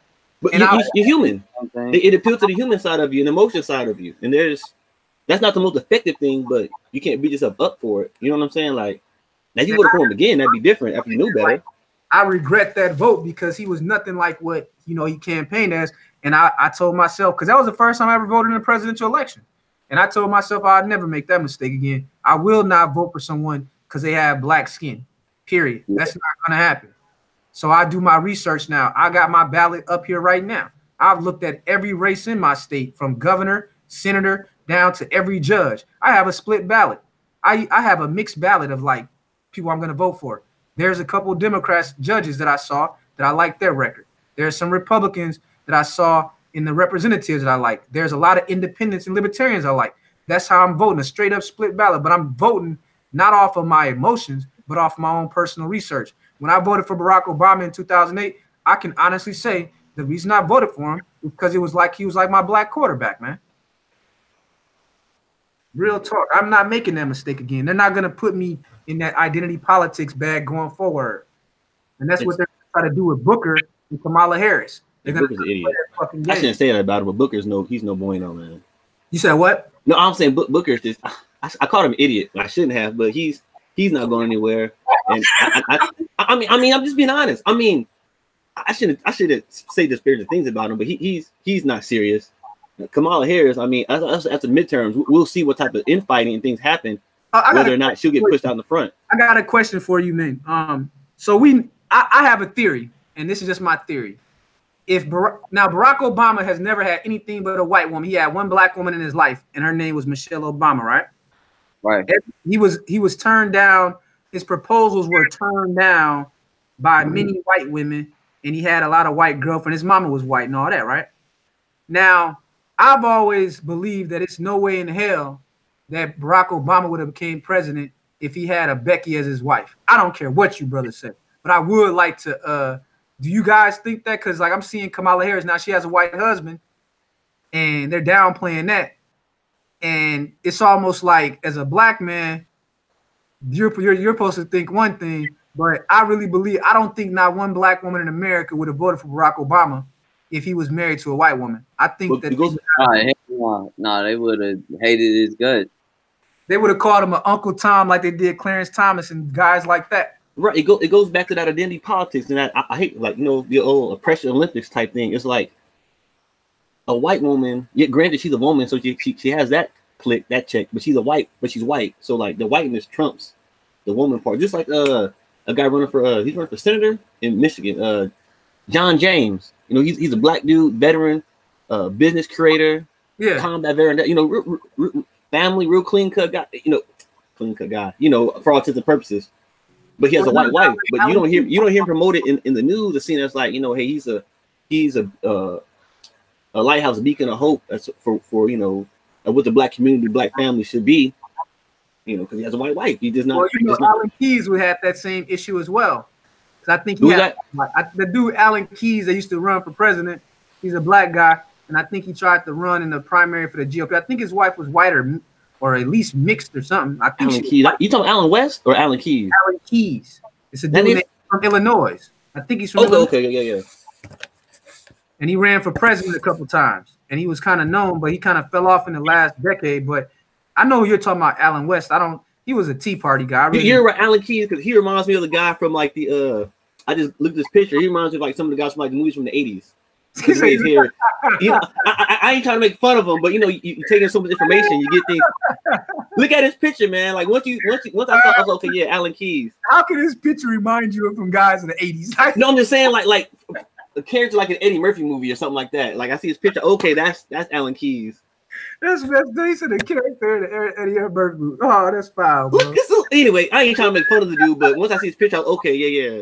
Go ahead, King. Go ahead. You know that's a bad look when you you look like a nigga from 4 decades ago or whatever. That's sad, bro. Like he could have been a Beverly Hills Cop. You know what I'm saying? Hey, my bad. Go ahead. I'm a mute, man. I'm a mute. Go ahead. Man, it's been a pleasure talking to you, brothers. But man, I gotta get to the gym. You cats have me on here all night, man.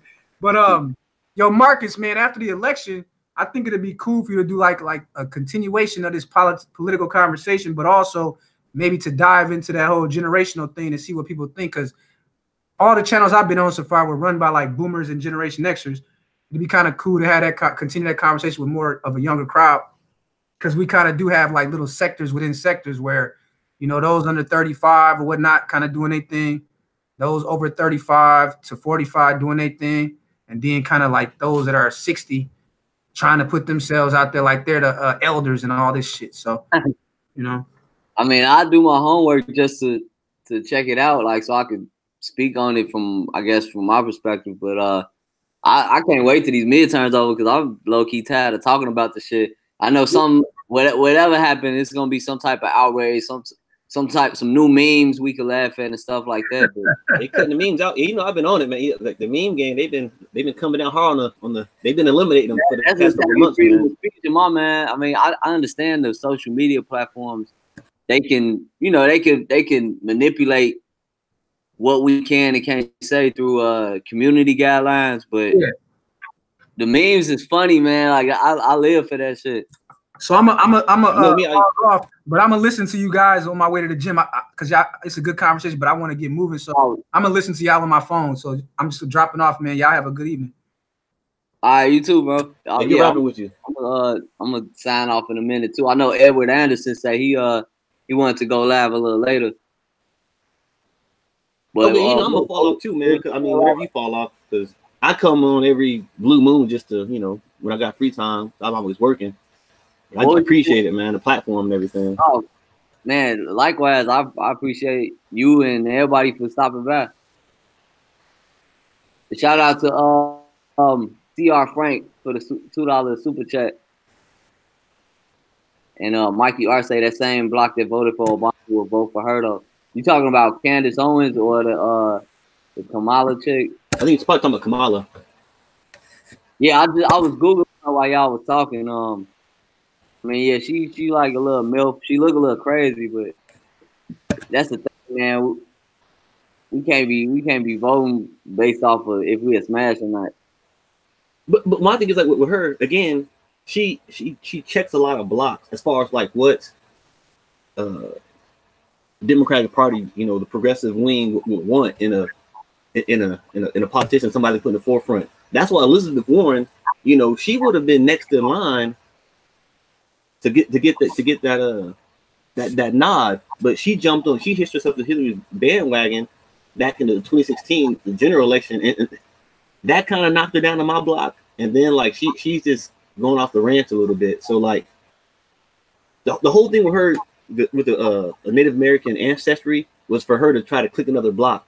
Well, she's a leftist and this and that, blah blah blah blah, but she doesn't have like the minority, you know what I'm saying, credential.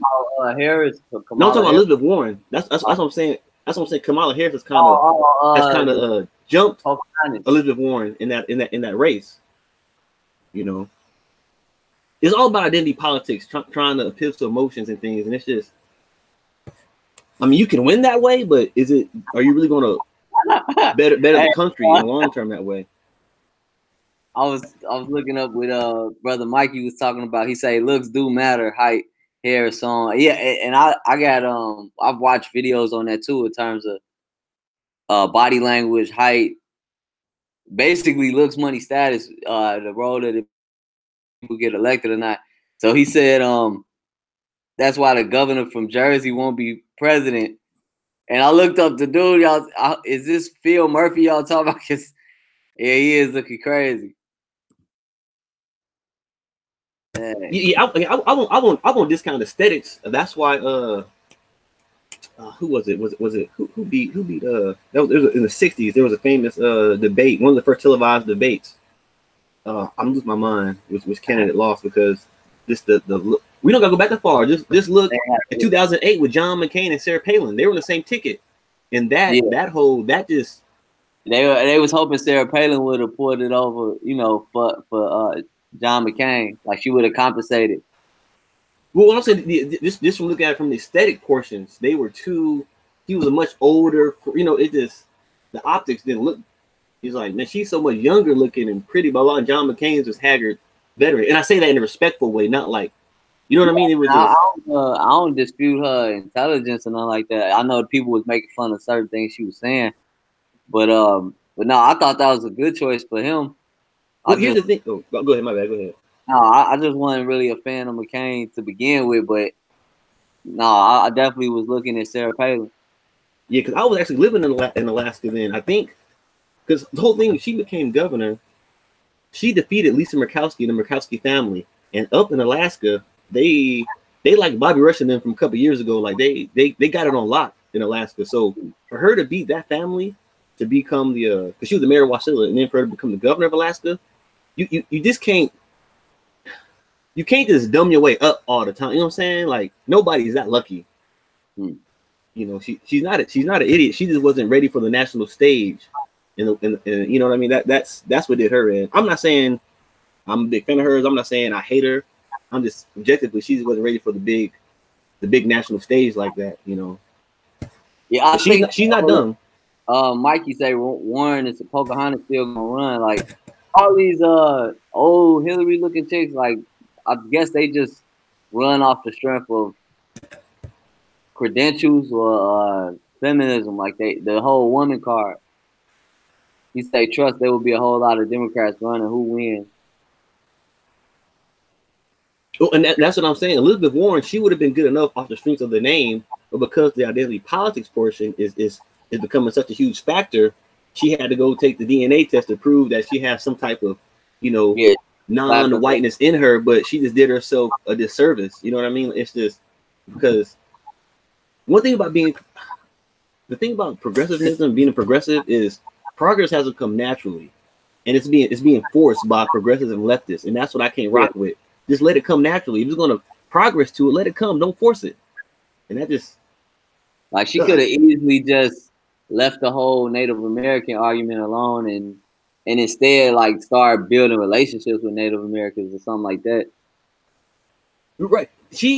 Elizabeth Warren, she should have, she could have, once Hillary got the nomination, she'd have been, okay, I'm going to support our party nominee.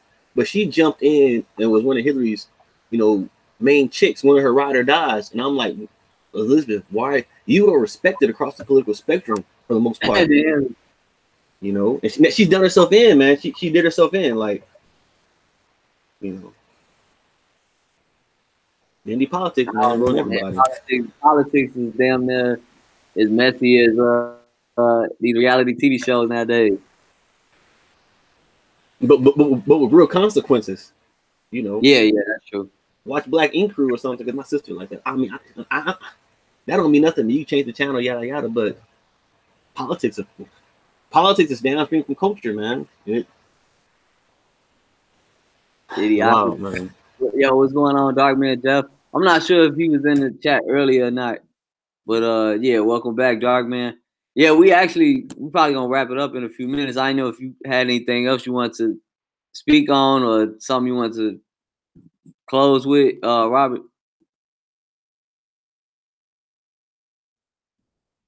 Yeah, I was actually about to bow out, man, and give you your platform back, man. I just want to say thanks for allowing me on. Thanks for everybody in the chat. You know, I'm just waxing poetic, you know, just sharing my thoughts and feelings. I got my own skeletons in my closet. I got to work through things I'm trying to do better and work on. So I just appreciate the time that I've been given them. to share and commune with you guys. Oh, for sure, man. I appreciate you stopping through. You know, you always welcome. I don't really have too much more to say. Only reason I went live is because I'm doing blogs and vlogs on all of these subjects. The YBLS thing I wanted to speak on since I was there. I'm like, I might as well share my perspective on it since I was there. And I still got this Nairobi, this Kenya video I gotta finish editing.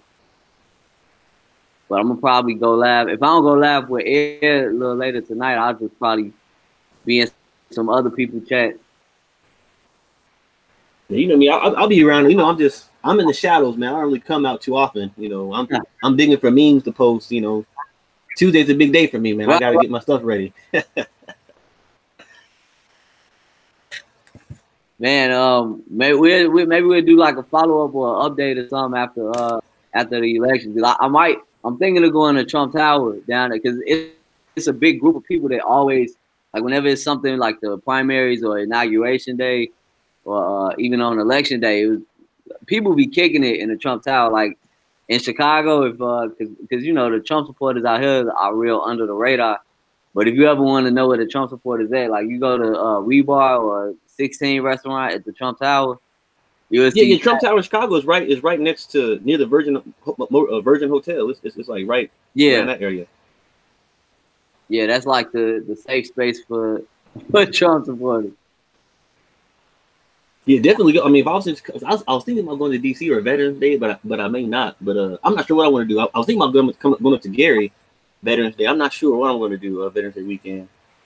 I'm not sure, but if I'm ever in the area, man, I'll hit you up, man, and you know, I'm busy, man. I'm in the city, man. I'm done. I know I said this before, but I'm done traveling for the year. I got to fall back and take care of some stuff at home, and try to get ready for Brazil. That's the next trip, Brazil in March, Rio de Janeiro for the Carnival. So that'll be my first time out there. Oh yeah, I know some buddies that went. They went back in like 2008. They said it was a good time back then. It was wild back then. So you'll definitely enjoy, you know. Yeah, I'm looking forward to it. Then I got some people I gotta well, I want to do it for myself, but I know all of the traveling brothers, they always comparing the DR to Brazil. So I'm like, man, it's long overdue. I wanted to visit Africa, see some type of African country before the year was out. And now I'm like, okay, well, let me check out Brazil and see what the whole hype is about. Hey man, listen, man, go for it. Like I was saying, like last time I think we streamed this a while ago. I'm kind of on the opposite end of things. You know, I'm back here trying to get myself reestablished in the States and get things together. But man, definitely travel to the world, man. Because I know in my 35 years, I've seen, I don't want to say enough of the world, but I've seen way more of the world than most people would ever even imagine. So I'm not at the moment. I'm satisfied with being stateside for a while until I get myself back together. You know what I mean? So I've seen a lot, so I know I have good memories, and I know I want to see it again. But if I die tomorrow, I won't have any regrets about not seeing the world. You know what I mean? Yeah, that's what I'm reaching towards. But I want to see more. You know what I'm saying? Now that I've, you know, I want to see some more red of the pill awareness. What's that? I was saying I want to see more of the U.S. too. I mean, it's a lot of places in the U.S. I haven't been yet. But look, man, I'm gonna get off, man, because you know I'll keep rambling on, man. I still gotta get something to eat, man. I'm finna get up out of here too. So thank y'all for tuning in, and for those of y'all that's watching on the replay, holler at us in the comment section, and we'll holler at y'all. All right, peace.